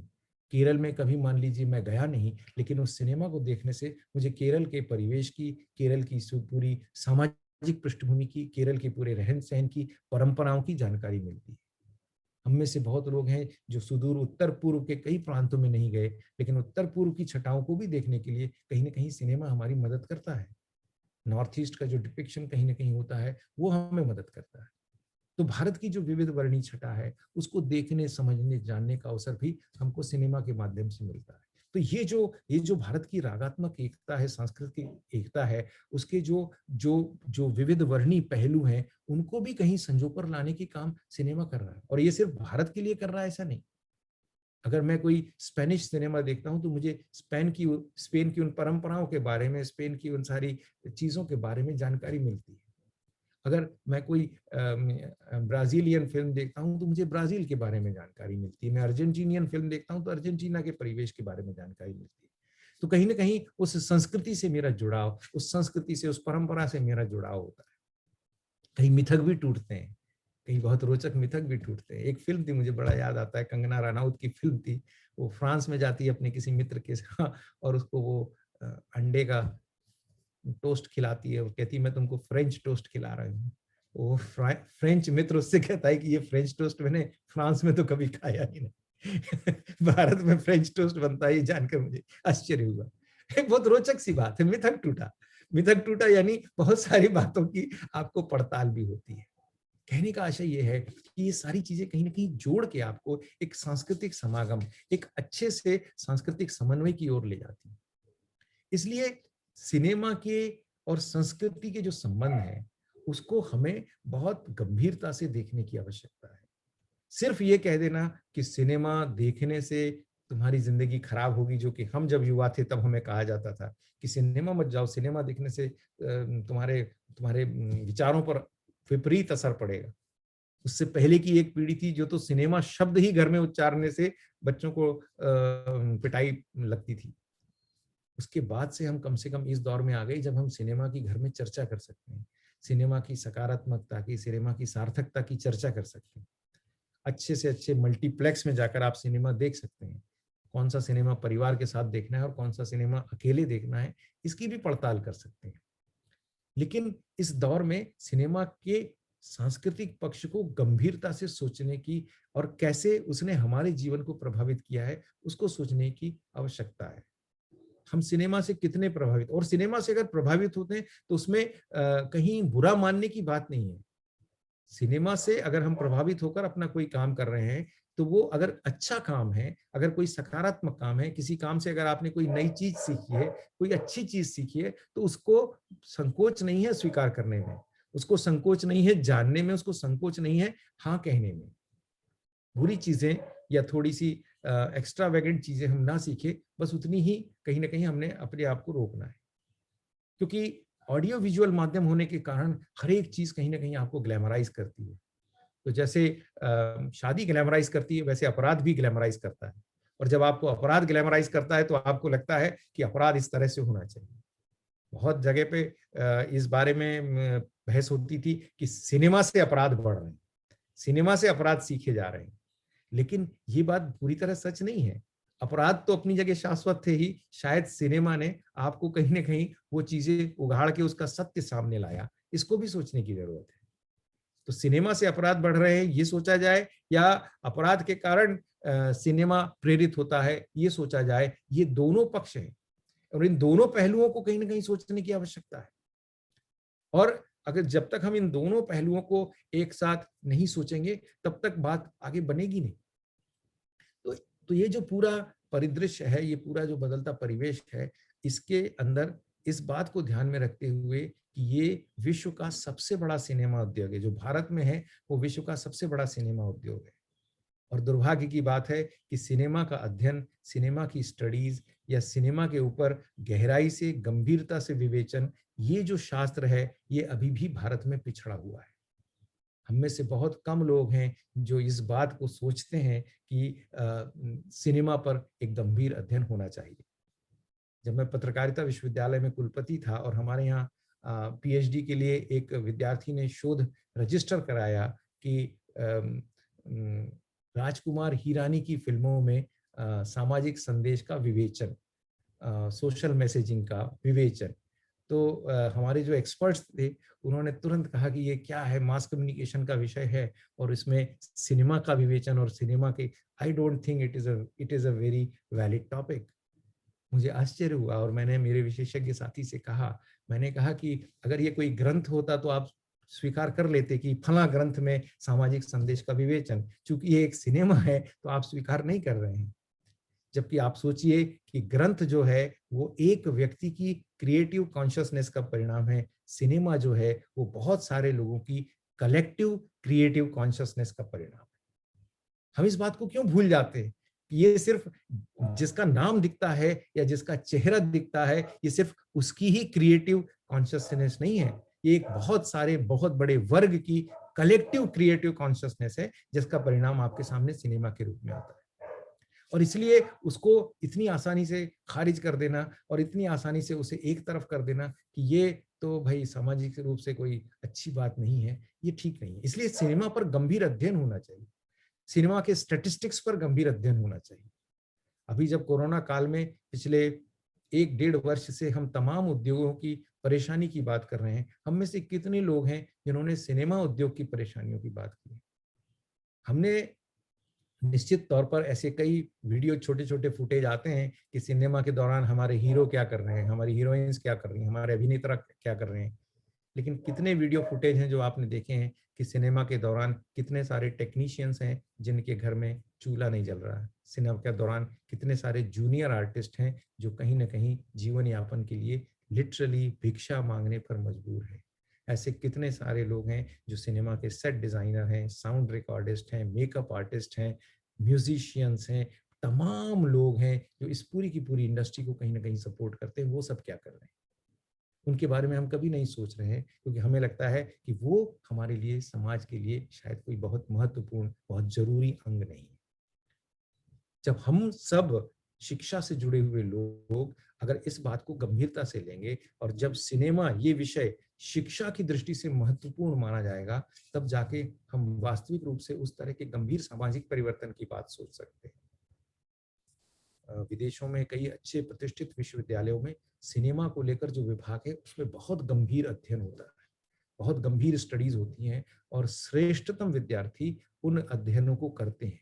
ये उन विभागों का गौरव होता है कि श्रेष्ठतम विद्यार्थी सिनेमा को लेकर अध्ययन कर रहे हैं और इसलिए श्रेष्ठतम कृतियों का निर्माण भी होता है, जिसमें माइन्यूट डिटेल्स, बारीक से बारीक चीजें, जिसमें रिसर्च होता है, ऑथेंटिक इंफॉर्मेशन होती है।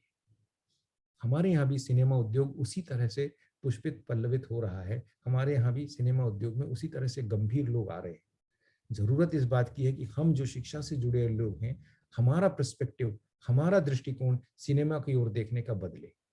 अगर हमारा पर्सपेक्टिव सिनेमा की ओर देखने का बदलेगा तो शायद हम सिनेमा के बारे में और अधिक गंभीरता से सोचने के लिए सिनेमा इंडस्ट्री के लोगों को और दूसरी इंडस्ट्री के लोगों को भी मदद कर सकते हैं। इसे सिर्फ शो बिजनेस कह देने से काम नहीं चलेगा। ये शो बिजनेस नहीं है, ये कहीं ना कहीं हमारे अंदर की भावनाओं को मुखर अभिव्यक्ति देने का भी बिजनेस है। कई बार आपने सोचा कि ये जो कैरेक्टर है ये तो मेरा ही कैरेक्टर है, मैं अगर होता तो मैं भी ऐसा ही करता, मैं अगर होता, मुझे अगर मौका दिया जाता तो मैं भी ऐसा ही बनती।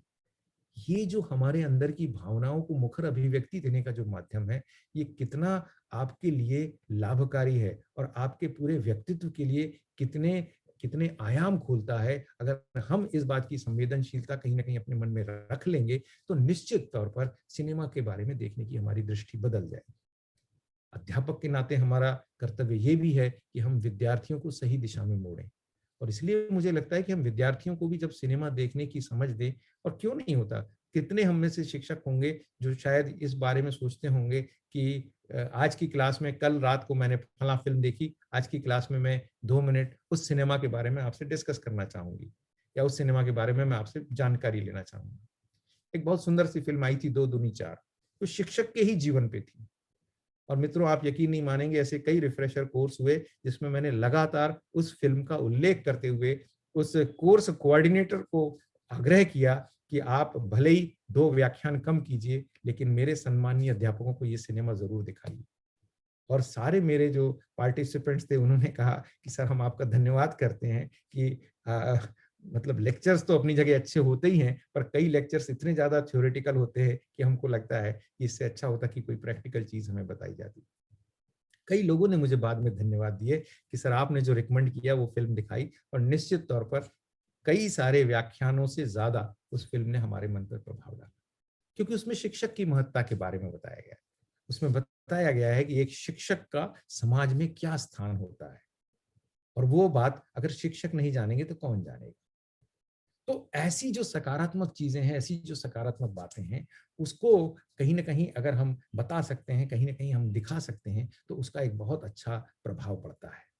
मुझे लगता है शायद हो सकता है कि जो अपेक्षा आपकी इस व्याख्यान के विषय में हो, शायद मैं वो पूरी नहीं कर पाया हूँ, लेकिन जो कुछ मुझे सिनेमा और संस्कृति के बरक्स लग रहा था, वो बात मैंने आपके सामने कहने की कोशिश की है। अगर इजाज़त हो तो मैं आपके सामने एक मेरा 5 मिनट का ऑडियो विजुअल चलाना चाहता हूँ। ये सिर्फ़ इसलिए कि कोरोना काल में हम लोगों की अंदर की भी रचनात्मकता को बहुत अधिक मुखर अभिव्यक्ति मिली है। पिछले वर्ष जब हम कोरोना में थे और जब हम इस बात को सोच रहे थे कि ये जो तमाम इंडस्ट्री है, जिसे हम परफॉर्मिंग आर्ट की इंडस्ट्री कहते हैं, उन सब का क्या होगा, वो सब क्या करेंगे। और तब मेरे मन में एक कविता आई जिसका शीर्षक मैंने दिया बिना आवाज की ताली। और बिना आवाज की ताली हमने इसलिए दिया क्योंकि जब हम ऑनलाइन किसी प्रोग्राम को देखते हैं या करते हैं, और अगर किसी को हमारी कोई बात अप्रिशिएट करना हो तो वो यहाँ पर एक ताली का चिन्ह है, वो बजा देते हैं। तो ताली दिखती तो है पर आवाज नहीं आती, इसलिए बिना आवाज की ताली। या जब किसी को बहुत अच्छी बात कहनी हो तो हम उसे एक ठेंगा दिखा देते हैं, ये ठेंगा दिख जाता है। तो एक स्टेज मुझे निश्चित तौर पर लगा कि ऐसी आएगी कि हम बिना आवाज की ताली से ही काम चला रहे हैं। उन सब आर्टिस्ट का क्या होगा। तो मेरी पत्नी चूंकि वो भी रंगमंच से है, तो उसे लगा कि उसे इसमें अभिनय करना चाहिए। और मेरा बेटा जो आर्किटेक्ट है, वो बहुत अच्छा फिल्मकार है, ये हमने कभी देखा नहीं था। और उसने वो फिल्म शूट की, एडिट की। तो अगर आप इजाजत दें तो 5 मिनट की वो फिल्म है, और उसी से मैं अपनी बात समाप्त कर लूंगा। जी सर।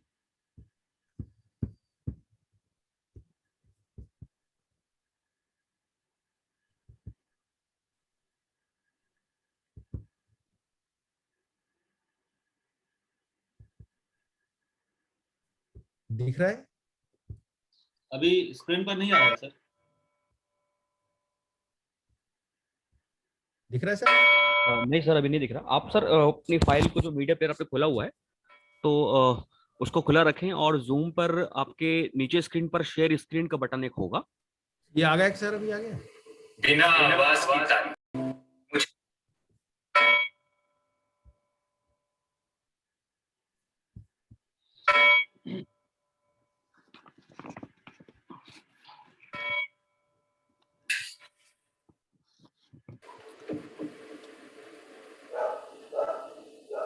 बिना आवाज की ताली।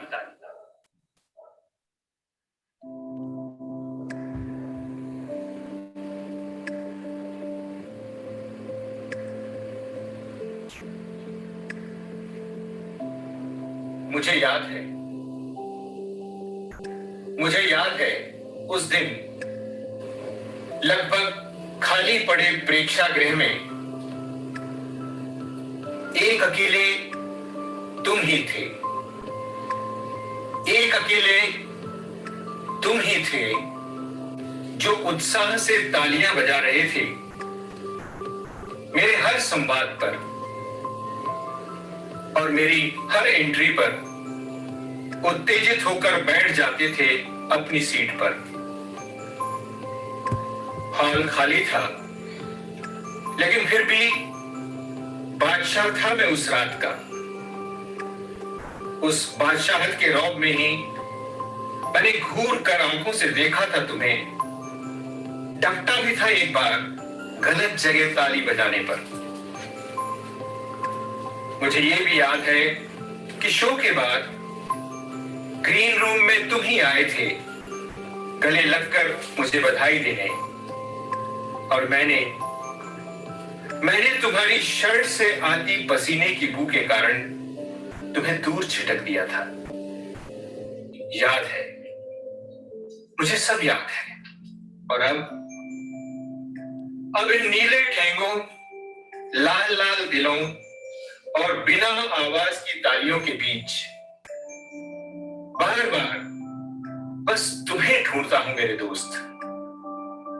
सुनने की कोशिश करता हूं तुम्हारी तालियों की आवाज, देखने की कोशिश करता हूं तुम्हारी उत्तेजना को और तुम्हारे पसीने की महक को अपने अंदर महसूस करने की कोशिश करता हूं।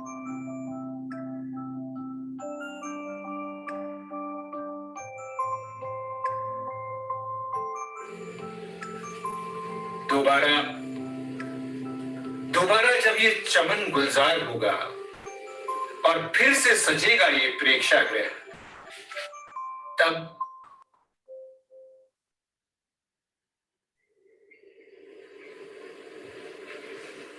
तुम आओगे ना? तुम आओगे ना मेरे दोस्त?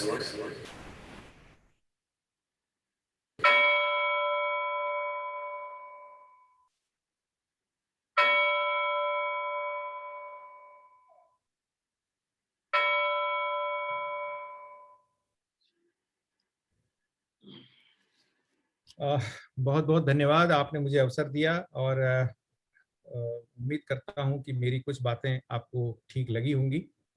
मैं ज्ञानतोष जी का, अरविंद जी का और सभी मेरे साथियों का बहुत आभार व्यक्त करता हूं। बहुत बहुत धन्यवाद। जी सर, बहुत बहुत धन्यवाद सर। और आपने बहुत ही गंभीर वक्तव्य दिया सिनेमा और संस्कृति के संदर्भ में। अमूमन देखा जाता है कि सिनेमा के बारे में दो तरह की राय रखते हैं लोग। कुछ लोग सिनेमा का अतिवादी तरीके से समर्थन करते हैं और बहुत सारे लोग हैं जो आज भी सिनेमा को, जब दादा साहब फाल्के पहली फिल्म बना रहे थे उस समय जिस निगाह से देखा जाता था सिनेमा को, आज भी उसी निगाह से देखने की कोशिश करते हैं और उनके घरों आसपास के लोगों को चोरी छुपे सिनेमा देखना पड़ता होगा। इस स्थिति के बीच, इन दो विरोधी ध्रुवों के बीच, आपने सिनेमा के गहरे उजले पक्षों को जिस तरह से सामने रखा है वो अपने आप में काबिले तारीफ है। महत्वपूर्ण बात यह है कि आपने बहुत सही चीज की तरफ इशारा किया कि सिनेमा ने जब से अपना रूप और आकार भारत में ग्रहण करना शुरू किया है, उसने परंपरा और संस्कृति से बहुत कुछ लिया है, बल्कि उसने अपना संपूर्ण स्रोत परंपरा और संस्कृति को ही बनाया, भारतीय आस्था को ही बनाया, भारतीय विश्वास को ही बनाया, जीवन की जो संस्कृतियां थी उसको ही बनाया। जैसे कि राजा हरिश्चंद्र से शुरुआत होती है और आपने उदाहरण दिया और बताया कि कैसे भारतीय जीवन मूल्यों को ही प्रक्षेपित करने की निरंतर कोशिश होती रही और एक लंबा दौर चला जब सिनेमा हमारी संस्कृति से ही प्रभावित होती रही, हमारे जीवन मूल्यों को ही पुनर्रचित रूप में हमारे सामने रखती रही फिल्में। और इस अर्थ में सिनेमा को बहुत गंभीरता से लिया जाना चाहिए, बहुत गहराई से उसका अध्ययन होना चाहिए। लेकिन फिर भी अकादमिक जगत में भी, जहां सिनेमा को इलेक्ट्रॉनिक लिटरेचर के रूप में अब तक बहुत ज्यादा स्वीकृति मिल जानी चाहिए, जहां सिनेमा पर भारतीय संदर्भों में बहुत गहरा काम हो जाना चाहिए था, अकादमिक जगत में भी अभी भी एक संदेह, एक शंका की निगाह सिनेमा के लिए बनी हुई है। और उस वजह से सिनेमा पर जिस व्यापकता से, जिस गहराई से शोध होने चाहिए, वो दिशा अभी तक ठीक से फूटी नहीं है, जिसका सामना आपने खुद किया हुआ है और बहुत सारे जो है प्रोफेसर मित्र हैं उनको समझाना पड़ा होगा आपको। और हम देखते हैं कि चाहे दिल्ली विश्वविद्यालय हो, चाहे जवाहरलाल नेहरू विश्वविद्यालय हो, तमाम विश्वविद्यालय हैं जहां सिनेमा को लेकर अभी भी गंभीरता से काम नहीं हो रहा। अगर हो भी रहा है तो उसके पॉपुलर फॉर्म, जो पॉपुलर कल्चर का फॉर्म है, जो कंज्यूमर कल्चर के संदर्भ में परिभाषित होता है, उसको ध्यान में रख करके ज्यादा काम हो रहा है। इन अर्थों में आपने सिनेमा पर बात करते हुए हम सबको इस बात के लिए संकेत दिया कि सिनेमा के बारे में इस भ्रम को दूर कर लिया जाए कि सिनेमा मूलतः मनोरंजन का माध्यम है। और सही बात है, सिनेमा में की सार्वभौमिक पहुंच जिस तरह से हमारे सामने उपस्थित है, सिनेमा जिस तरह से जीवन के विविध संदर्भों को गहराई से प्रभावित कर रहा है, वैसे में सिनेमा को इतने हल्के तरीके से आज भी देखना या लेना या वहीं टिके रहना अपने आप में एक अधूरेपन की निशानी है। और आपने ये भी बताया कि हमारे यहाँ एक श्रुत परंपरा थी शिक्षा की, जिसमें सुन करके शिष्य याद किया करते थे। सिनेमा ने उस श्रुत परंपरा को कहाँ और कितना बहुत आगे बढ़ा दिया। रिटेंशन पावर का जिक्र करते हुए आपने बताया कि पढ़कर आप कितना याद रखते थे, सुनकर आप कितना याद रखते थे, लेकिन जब एक ऐसा माध्यम आपके सामने आया जब पढ़ना देखना सुनना सब एक साथ हो सकता है, फिर हमारी स्मृति की परंपरा, याद रखने की हमारी क्षमता को इसने कितना प्रभावित किया है। और इन अर्थों में सिनेमा विविध संदर्भों में हमारे भीतर कितना छाया हुआ है। सिनेमा के रूप, सिनेमा की छवियां, सिनेमा की भाषा, सिनेमा के संवाद, सिनेमा द्वारा परोसे गए तमाम तरह के जो सांस्कृतिक उपादान हैं, उन सब से हम कितने गहरे अर्थों में प्रभावित है। और बात बात में कैसे सिनेमा का उदाहरण आ जाता है कि कैसे विलेन जैसा कोई देखता है, कैसे हीरोइन जैसा कोई देखता है, कैसे हीरो जैसा कोई दिखता है। और महत्वपूर्ण बात यह भी कि आपने बताया कि सिनेमा आज के दौर में हमारे खुशी और गम के क्षणों को, दुख और सुख के क्षणों को डिजाइन करता है। अब हम दुख को भी सिर्फ दुख के रूप में व्यक्त नहीं करते, जैसे कि हमारी परंपरा रही। अब दुख को भी एक खास डिजाइन में हम व्यक्त करते हैं। जैसे मृत्यु के पश्चात श्वेत वस्त्र धारण करना, कुर्ता पैजामा के रूप में। हमारे यहाँ ये कोई ट्रेंड नहीं था, ये कोई परंपरा नहीं थी, लेकिन फिल्मों से इस बात की शुरुआत हुई और अब अमूमन ऐसा देखा जाता है कि किसी के शोक में जब शामिल होने जाते हैं तो श्वेत वस्त्र धारण कर देते हैं। इस तरह से जब दुख के क्षणों को भी सिनेमा डिजाइन करता हो और उस डिजाइन में ढलकर हम जीना सीख रहे हो, तो सिनेमा कितने गहरे अर्थों में हमारे ऊपर एक सांस्कृतिक प्रभाव रखता है, इस बात को आपने बहुत ही सुंदरता से व्यक्त किया है। सिनेमा संस्कृति पर बात करते हुए आपने ये भी बताया कि सिनेमा के माध्यम से एक खास तरह की सिनेमाई संस्कृति जहां हमारे तरफ आ रही है, हम सबके बीच आ रही है, वहीं सिनेमा की भी अपनी एक संस्कृति है और उस सांस्कृतिक परंपरा में सिनेमा ने भी अपने आप को बहुत बदला है। और आज सिनेमा की यह हैसियत हो गई है कि वह विभिन्न अर्थों में हमें हमारे सांस्कृतिक प्रतिरूपों को गढ़ता है और उन गढ़े हुए प्रतिरूपों के भीतर हमारे जीवन की तमाम संभावनाएं पैदा हो रही हैं। और सबसे बड़ी बात यह है कि सिनेमा ने नई सांस्कृतिक चिन्हों को, जो इतिहास में दमित थे, जो उपेक्षित थे, जो छुपे हुए थे, जिनके लिए कोई जगह नहीं हुआ करती थी, उन दमित सांस्कृतिक चिन्हों को उभारा है और उसे सार्वभौमिक स्वीकृति के लिए मंच प्रदान किया है। इन अर्थों में सिनेमा की बहुत ही उजली भूमिका, जैसा कि आपने शब्द इस्तेमाल किया कि सिनेमा के उजले और काले दोनों पक्ष है। अब ये हम पर निर्भर करता है कि हम सिर्फ काले पक्षों पर केंद्रित रहते हैं, उजले पक्षों को आगे बढ़ाते हुए उसको व्यापक स्वीकृति देते हैं। आपने एक भ्रम का भी निवारण किया कि बार बार कहा जाता है कि सिनेमा के माध्यम से भ्रष्टाचार बढ़ रहा है, अपराध बढ़ रहा है, हिंसा की प्रवृत्तियां बढ़ रही है। और आपने बहुत सही कहा कि हिंसा की प्रवृत्ति बढ़ रही है। इस कहने से पहले आप ये देखें कि समाज में जितनी हिंसा मौजूद है, जितना अपराध मौजूद है, कहीं सिनेमा सबके आंखों के सामने उसे ला रहा है। इसीलिए तो आपको नहीं लग रहा है कि सिनेमा के माध्यम से अपराध बढ़ रहा है। तो जो गलत चीजें हैं, जो आपराधिक प्रवृत्तियां हैं, जो नकारात्मक चीजें हैं, जो समाज में मौजूद है लेकिन उन पर बात नहीं होती है, बहस नहीं होती है, उन पर गहराई से नहीं सोचा जाता है, कहीं ना कहीं सिनेमा अपने माध्यम से उन चीजों की तरफ सामूहिक रूप से हम सबका को आकर्षित करता है और सोचने के लिए विवश करता है।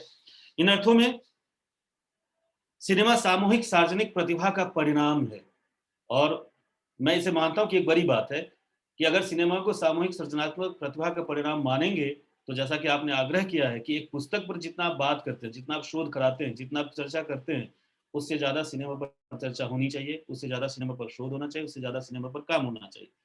इन तमाम अर्थों में आपने भारतीय संस्कृति और सिनेमा के संबंधों, समसामयिक संस्कृति और सिनेमा के संबंधों, संस्कृति के पुनर्निर्माण की प्रक्रिया और सिनेमा, संस्कृति की नई छवियों के निर्माण और प्रसार की प्रक्रिया और सिनेमा जैसे विविध पहलुओं पर आपने विस्तार से चर्चा की, व्याख्यान दिया। सर, आपका बहुत बहुत धन्यवाद। मैं सबसे पहले एक प्रश्न आपके सामने रख देना चाहिए, जो प्रश्न नहीं है, जिज्ञासा है, क्योंकि आपने कहा कि एक पुस्तक आई है महात्मा गांधी पर, जिससे आप संबद्ध हैं, जिसके प्रकाशन में आपकी बड़ी और भूमिका है, जो आपका काम है एक तरह से। मैं चाहूंगा कि महात्मा गांधी और सिनेमा जो पुस्तक है उसके संदर्भ में आप 2 मिनट कुछ कहते और फिर जो प्रतिभागियों के द्वारा प्रश्न दिया जा रहा है हम उसे शामिल करते। सर। दरअसल ये जो किताब हमने प्रकाशित की है, ये इकबाल रिजवी हमारे यहाँ पर शोधार्थी हैं, बड़े वरिष्ठ पत्रकार हैं, उन्होंने शोध करके ये किताब प्रस्तुत की है। और उसमें भारतीय सिनेमा में अलग अलग समय में महात्मा गांधी को कब, कहाँ, कैसे डिपिक्ट किया गया, कैसे चित्रित किया गया, इसका उल्लेख है।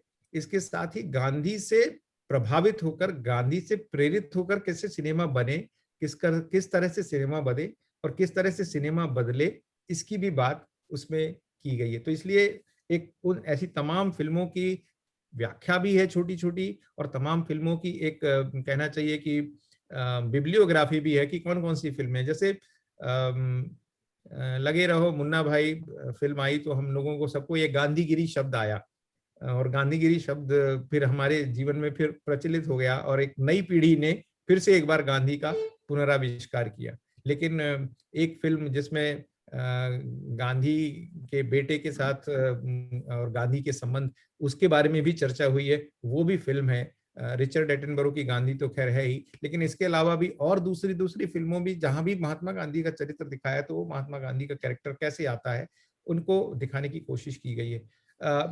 मजे की बात यह है कि महात्मा गांधी फिल्मों से कभी भी प्रभावित नहीं थे। ये आपको शायद मालूम होगा, गांधी जी की जो जीवनी पढ़ेंगे उनको सबको मालूम होगा कि महात्मा गांधी फिल्मों से कभी प्रभावित नहीं थे, और शायद नाटक भी उन्होंने इक्का दुक्का ही नाटक देखे। संगीत से उन्हें प्रेम था, हम सब जानते हैं, आश्रम भजनावली है और वैष्णव जन तो, और गांधी जी बिना भजनों के कहीं आगे, तो संगीत से उन्हें गहरा लगाव था, संगीत से प्रेम था, लेकिन सिनेमा ये माध्यम शायद उनके लिए बहुत अधिक रुचता नहीं था। इसके बावजूद गांधी को लेकर, चूंकि गांधी जी तो एक इस तरह के आइकॉनिक फिगर पूरे विश्व के लिए थे कि उनको किसी भी रूप में विश्व कहीं ना कहीं दिखाना चाहता है प्रेरणा के तौर पर, लेकिन सिनेमा ने महात्मा गांधी को कैसे देखा और महात्मा गांधी की अलग अलग छटाओं को कैसे लिया, इसका एक बहुत अच्छा वर्णन है। इसलिए वो पुस्तक मेरी इच्छा थी कि लोग पढ़ें, इसलिए भी कि एक अलग तरह का शोध कार्य है। जैसा फिर कह रहा हूं कि सिनेमा को ही गंभीरता से नहीं लेते, और फिर प्रश्न उठता है कि गांधी जी ने तो कभी सिनेमा को उतना प्रेम नहीं किया, तो फिर सिनेमा और गांधी पे किताब लिखना, तो लेकिन भले ही सिनेमा, गांधी जी ने सिनेमा पर प्रेम नहीं किया, पर सिनेमा ने गांधी जी पे कितना प्रेम किया ये तो बताया ही जा सकता। इस तरह से बहुत बहुत धन्यवाद सर। हमारे प्रतिभागियों ने बहुत सारे प्रश्न रखे हैं आपके सामने, मैं एक एक कर आपकी आज्ञा से उन्हें आपके सामने रखना चाहूँगा। एक प्रतिभागी है डॉक्टर राजेश कुमार, वो कहते हैं कि आपकी बातों का समर्थन करते हुए लगभग कि भारतीय संस्कृति से और मिथकों से सिनेमा ने प्रेरणा ली है और उस अर्थ में उसे बहुत स्वीकृति भी मिली है, लेकिन ऐसे बहुत सारे लोग हैं जो आज भी परंपरागत तरीके से सिनेमा के प्रति एक दुराग्रह रखते हैं। फिर उनका प्रश्न बनता है कि दूसरी तरफ वैज्ञानिक आग्रह से युक्त अत्याधुनिक सिनेमा भी रूढ़ि और पारंपरिक मान्यताओं को दोहराता है।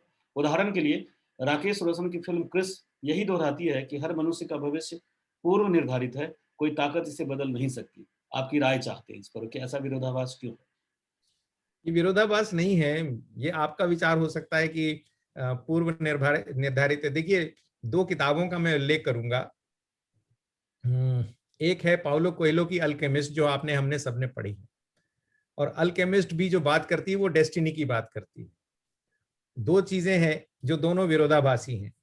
एक चीज है जो कहती है कि आपको अपना प्रयत्न करना है, कर्म किए जा फल की चिंता मत कर रहे भगवान, एक चीज ये है, और दूसरी तरफ हो ही है वही जो राम रची राखा। तो ये क्या विरोधाभास है क्या? मुझे मालूम है कि जो होना है वो तो होना ही है, तो फिर मैं प्रयत्न क्यों करूं? ये एक बात हो गई। या दूसरी बात हो गई कि जब तक मैं प्रयत्न नहीं करूंगा तब तक मैं वांछित परिणाम को प्राप्त नहीं करूंगा। तो देखिए, ये फिर वही बात है, ये विरोधाभास सिनेमा का नहीं है, ये विरोधाभास हमारे मनोविचार का भी है। डेस्टिन्ड है सब कुछ, इसलिए हम प्रयत्न करना छोड़ देते हैं, ऐसा नहीं होता। दूसरी किताब रुज़बे भरूचा की है फकीर, जिसमें डेस्टिनी के बारे में भी बहुत सुंदर से वर्णन है। तो मैं कह रहा हूं कि हमारे साहित्य में भी आया। अब अल्केमिस्ट तो पूरी विश्व विख्यात किताब है, बहुत सारे लोग हम में से उस किताब को अलग अलग संस्करणों में पढ़ ही चुके होंगे। वो भी डेस्टिनी के बारे में एक अलग तरह से आपके सामने प्रस्तुत करती है चीज। तो इसलिए वो फिल्मकार ने अपने दृष्टिकोण से आपको बताने की कोशिश की है, ऐसा मैं मानता हूँ। और फिर वही बात है, साहित्य में भी बहुत सारा अच्छा और बुरा लिखा गया है, गाने भी बहुत सारे अच्छे और बुरे आते हैं, खाना भी कई बार अच्छा और बुरा होता है। तो आप चूज करते हैं ना, पिक एंड चूज करते हैं। तो सिनेमा में भी बहुत सारा अच्छा और बुरा होगा, आप पिक एंड चूज कीजिए, आप चीजों को चूज कीजिए, ये आपके ऊपर है, आपके विवेक के ऊपर है। जी, थैंक यू सर। एक हमारी प्रतिभागी हैं डॉक्टर राशि मिश्रा, वो इस बात को स्वीकार करती हैं कि प्रेम रोग, डोर, बाला जैसी फिल्में हैं जो एक तरफ सोशल चेंज को सामने लाती हैं, सामाजिक परिवर्तन को आगे बढ़ाती हैं, लेकिन उनका प्रश्न है कि nowadays we see a lot of heinous crime based cinema is being served, which is very disturbing. Sir, your comment as what kind of cultural transformation is it bringing?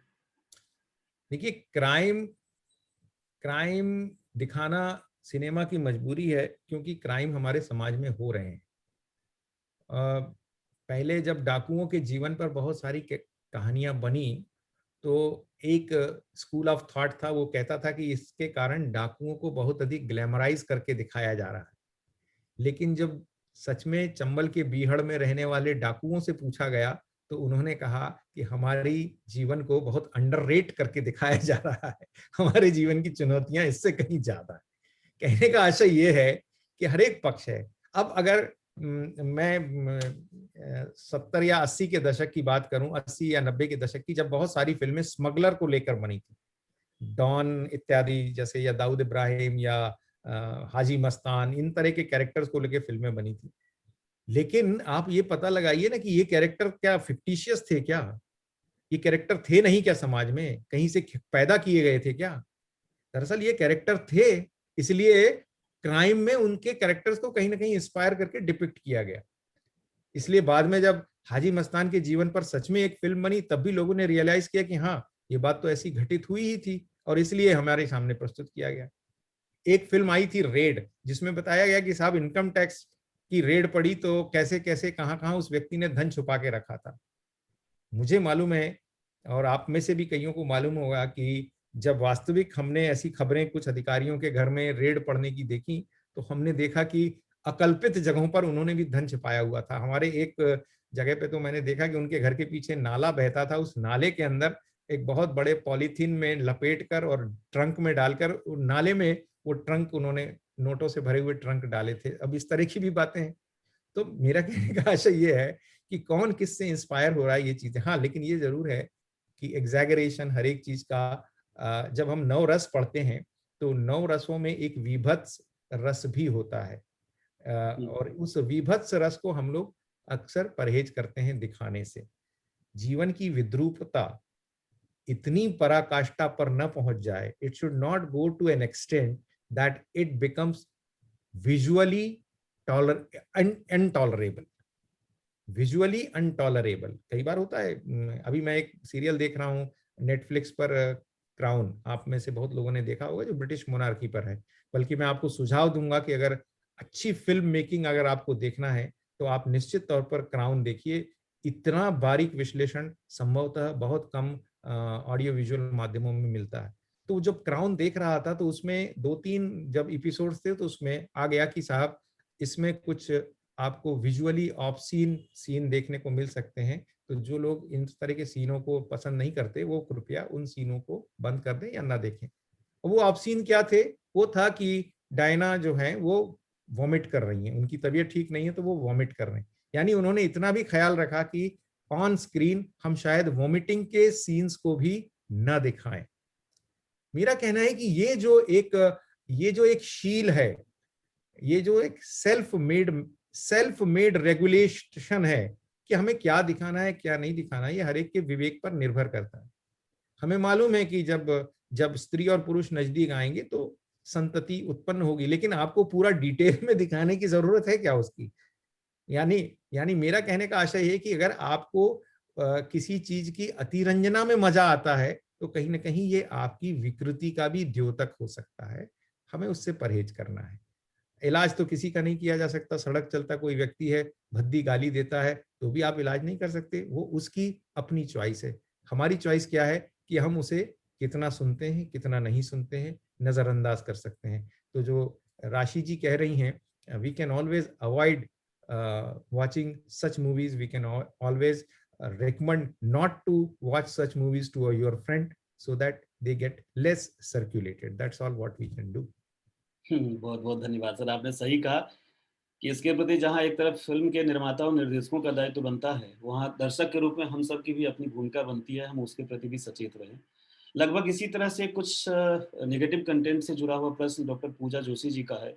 वो पूछती हैं, sir, how we can do away with the abusive content of modern cinema, specifically with regard to growing kids, how we can use cinema as a tool to educate them in a constructive way. What's your take on it? मैं पूजा जी का प्रश्न पढ़ रहा था तो मेरे दिमाग में आया, I was trying to recollect the name of the serial which I am missing, जब मेरा बेटा छोटा था तो वो एक कोई सीरियल आता था, बड़ा फेमस सा कार्टून सीरियल था, उसका एक कैरेक्टर होता था Pikachu, I don't know whether you know, और वो पालक खाता था। धीरे धीरे मैंने देखा कि मेरे बच्चे की जो भाषा है वो बड़ी बड़ी एग्रेसिवली एब्यूसिव हो गई। अब हम लोग घर में तो शालीनता से ही बात करते हैं, हमारे घर में आमतौर पर साला भी गाली मान के हम लोग नहीं देते हैं, ऐसा हमारे घर का जनरल संस्कार है। लेकिन जब मैंने देखा कि बच्चा जब बात करता है तो अपनी माँ से भी कुछ बात कर रहा है, तो एकदम से कुछ ऐसा डायलॉग बोल देगा, कुछ ऐसा बोल देगा, तो हमें समझ में नहीं आया कि ये दरअसल इसने लिया कहाँ से। फिर एकदम मैंने पत्नी से पूछा कि ये क्या फिल्में बहुत देखता है? कि बोली फिल्म नहीं, तो ये तो आके कार्टून ही देखता है। तो जब फिर हमने एक दिन उसके साथ बैठकर कार्टून देखा तो हमने रियलाइज किया कि ये सारी भाषा वो बोलता है जो पिकाचू बोल रहा है, यानी जो कंटेंट उसके मन में आया वो पिकाचू से उसने डिराइव किया। So what I am trying to suggest is that you can very well guide your children. जब वो देख रहे हैं तो एक बार एज अ पेरेंट हमको भी उनके साथ बैठकर उस कंटेंट को देखना ही चाहिए। ये जिम्मेदारी नहीं हो सकती कि मुझे कोई और काम है इसलिए तुम बैठकर ये सीरियल देख लो, या मैं अपना लेसन प्लान कर रही हूँ इसलिए तुम ये बैठकर अपना पसंदीदा कार्टून देख लो। नहीं, एज अ पेरेंट देखना चाहिए। मुझे अपना बचपन याद है, हमें हमारी माँ स्वयं किताबें पढ़ने के बाद कहती थी कि ये किताब तुम पढ़ो, ये बहुत अच्छी किताब है, और उससे हमारे मन में अच्छा साहित्य पढ़ने की रुचि जागृत हुई। यानी जब बाद में थोड़े बड़े भी हुए, जब तमाम दुनिया का अल्लम गल्लम खराब सा साहित्य भी उपलब्ध था और जेब में पैसे भी थे, तब भी कभी हमारे मन में ये विचार नहीं आया कि हम वो ऐसा अल्लम गल्लम साहित्य या खराब साहित्य उठा के पढ़ें। कारण ये था कि मेरी माता पिता ने वो संस्कार दिए साथ में कि उन्होंने पहले उन किताबों को पढ़ के कहा कि ये किताबें पढ़ो, ये ऐसी इस तरह की किताब है। I think the responsibility lies with the parent also, and these days I sincerely feel the challenges are more because there are so many avenues from where your child can learn. हमारे समय में तो शायद किताबें ही थी या बहुत से बहुत रेडियो था। आज आज टेलीविजन है, आज कंप्यूटर है, आज मोबाइल है, और समाज का खुलापन है, ये बहुत सारी चीजें हैं from where the child can learn. So as a parent the responsibility becomes bigger. बहुत बहुत धन्यवाद सर, आपने सही कहा कि ये न्यूक्लियर फैमिली का दौर है, जब पेरेंट्स बच्चों के सामने मोबाइल पे या आईपैड पे कुछ कार्टून या फिल्में चला देते हैं और फिर अपने काम में व्यस्त हो जाते हैं। तो ये जो एक तरफा एजुकेशन है बच्चों का, इसके प्रति पेरेंट्स को भी बहुत अवेयर रहना होगा, और इस बात को ध्यान में रखकर ही इस प्रश्न को समझा जा सकता है। संस्कृति से जुड़ा हुआ एक प्रश्न डॉक्टर अनिल कुमार सर पूछ रहे हैं। उनका कहना है कि सर, फिल्मों के सांस्कृतिक परिवर्तन पर आप क्या सोचते हैं? क्या अब संस्कृति के अपेक्षाकृत ज्यादा नकारात्मक पक्ष को प्रस्तुत किया जा रहा है? देखिए, ये तो फिर मैं कहूंगा कि सिनेमा सिर्फ संस्कृति की प्रेरणा या समाज की प्रेरणा समाज से ही लेती है और कहीं इससे नहीं लेती। संस्कृति का बहुत सारा पक्ष जो समाज में दिख रहा है वो क्या स्वीकार्य है। बहुत सारी चीजें हमको लगता है कि सिनेमा गलत चीजें दिखा रहा है, ऐसा नहीं है। बहुत सारी चीजें हमारी संस्कृति में भी बदल रही हैं। इसको बिल्कुल दूसरे सेंस में मत लीजिए, लेकिन हमारे समय में घर में शराब पीना एक तरह का बहुत बड़ा टैबू माना जाता था, यानी लोग जनरली नहीं पीते थे और बच्चों के सामने तो बिल्कुल नहीं पीते थे।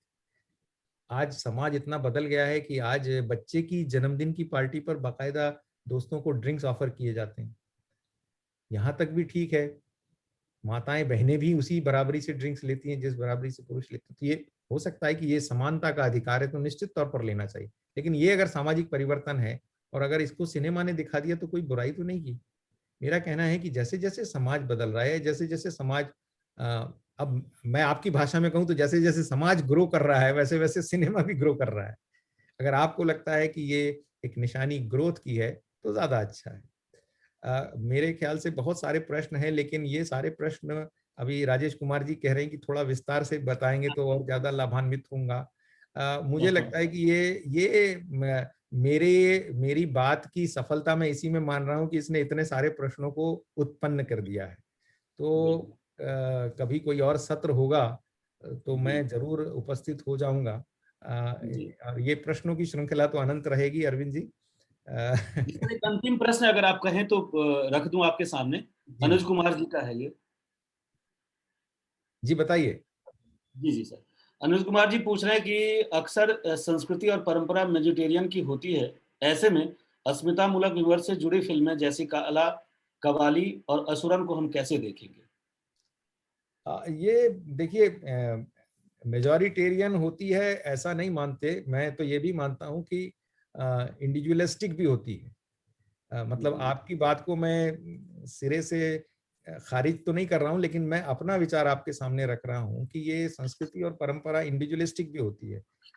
मैं अपने इन दिनों आप सब लोग लॉकडाउन का अनुभव कर रहे हैं, बहुत सारे लोगों ने ये क्वारंटाइन भी किया होगा या आइसोलेशन का भी अनुभव किया होगा। तो जब आप अकेले होते हैं तब आप किस संस्कृति का अनुसरण करते हैं? और वो संस्कृति या वो परंपरा का जब अनुसरण कर रहे होते हैं तो क्या आप सोचते हैं कि लोग देख रहे हैं या लोग क्या कहेंगे? नहीं, आप अपने लिए भी करते हैं और बहुत सारी चीजें आप अपने लिए भी करते हैं। इसलिए मुझे लगता है कि ये जो फिल्में हैं ये भी उस तरह से आपको एक अलग तरह का दर्शन, अलग तरह का दृश्य, अलग तरह की दार्शनिकता पे ले जाती हैं। तो फिर मैं कह रहा हूँ कि ये एक कलेक्टिव क्रिएटिव कॉन्शियसनेस का परिणाम है। कोई भी फिल्म जो है वो कलेक्टिव क्रिएटिव कॉन्शियसनेस का परिणाम है। इसको किसी एक व्यक्ति की क्रिएटिविटी के साथ देखकर अपने को दिग्भ्रमित करने का कोई प्रश्न नहीं। तो शायद इस बात को बहुत एलेबोरेशन की जरूरत पड़ेगी, पर अभी मेरे पास समय नहीं और मेरे मंत्रालय से 4-5 फोन आ गए हैं, तो इसलिए मेरी थोड़ी सी मजबूरी है। एक समय आएगा जब हम लोग साथ में बैठेंगे, इस पर बात करेंगे। जी जी सर, बहुत बहुत धन्यवाद सर। आपका व्याख्यान और प्रश्न के संदर्भ में जो आपके जवाब आए, उससे पूरा का पूरा ये सत्र अपने आप में बहुत सीखने का सत्र बन गया। बहुत सारी जानकारियाँ, बहुत सारे ऐसे पक्ष सिनेमा के जो आपने हमारे सामने रखे, जिन पर अभी तक हमने ठीक से नहीं सोचा था। उसके लिए सर आपका बहुत बहुत धन्यवाद। और आपकी व्यस्तता को देखते हुए ये सत्र यहाँ खत्म होगा। और IQAC आत्माराम सनातन धर्म कॉलेज, TLC रामानुजन कॉलेज और आयोजन समिति की तरफ से सर आपका हृदय से आभार।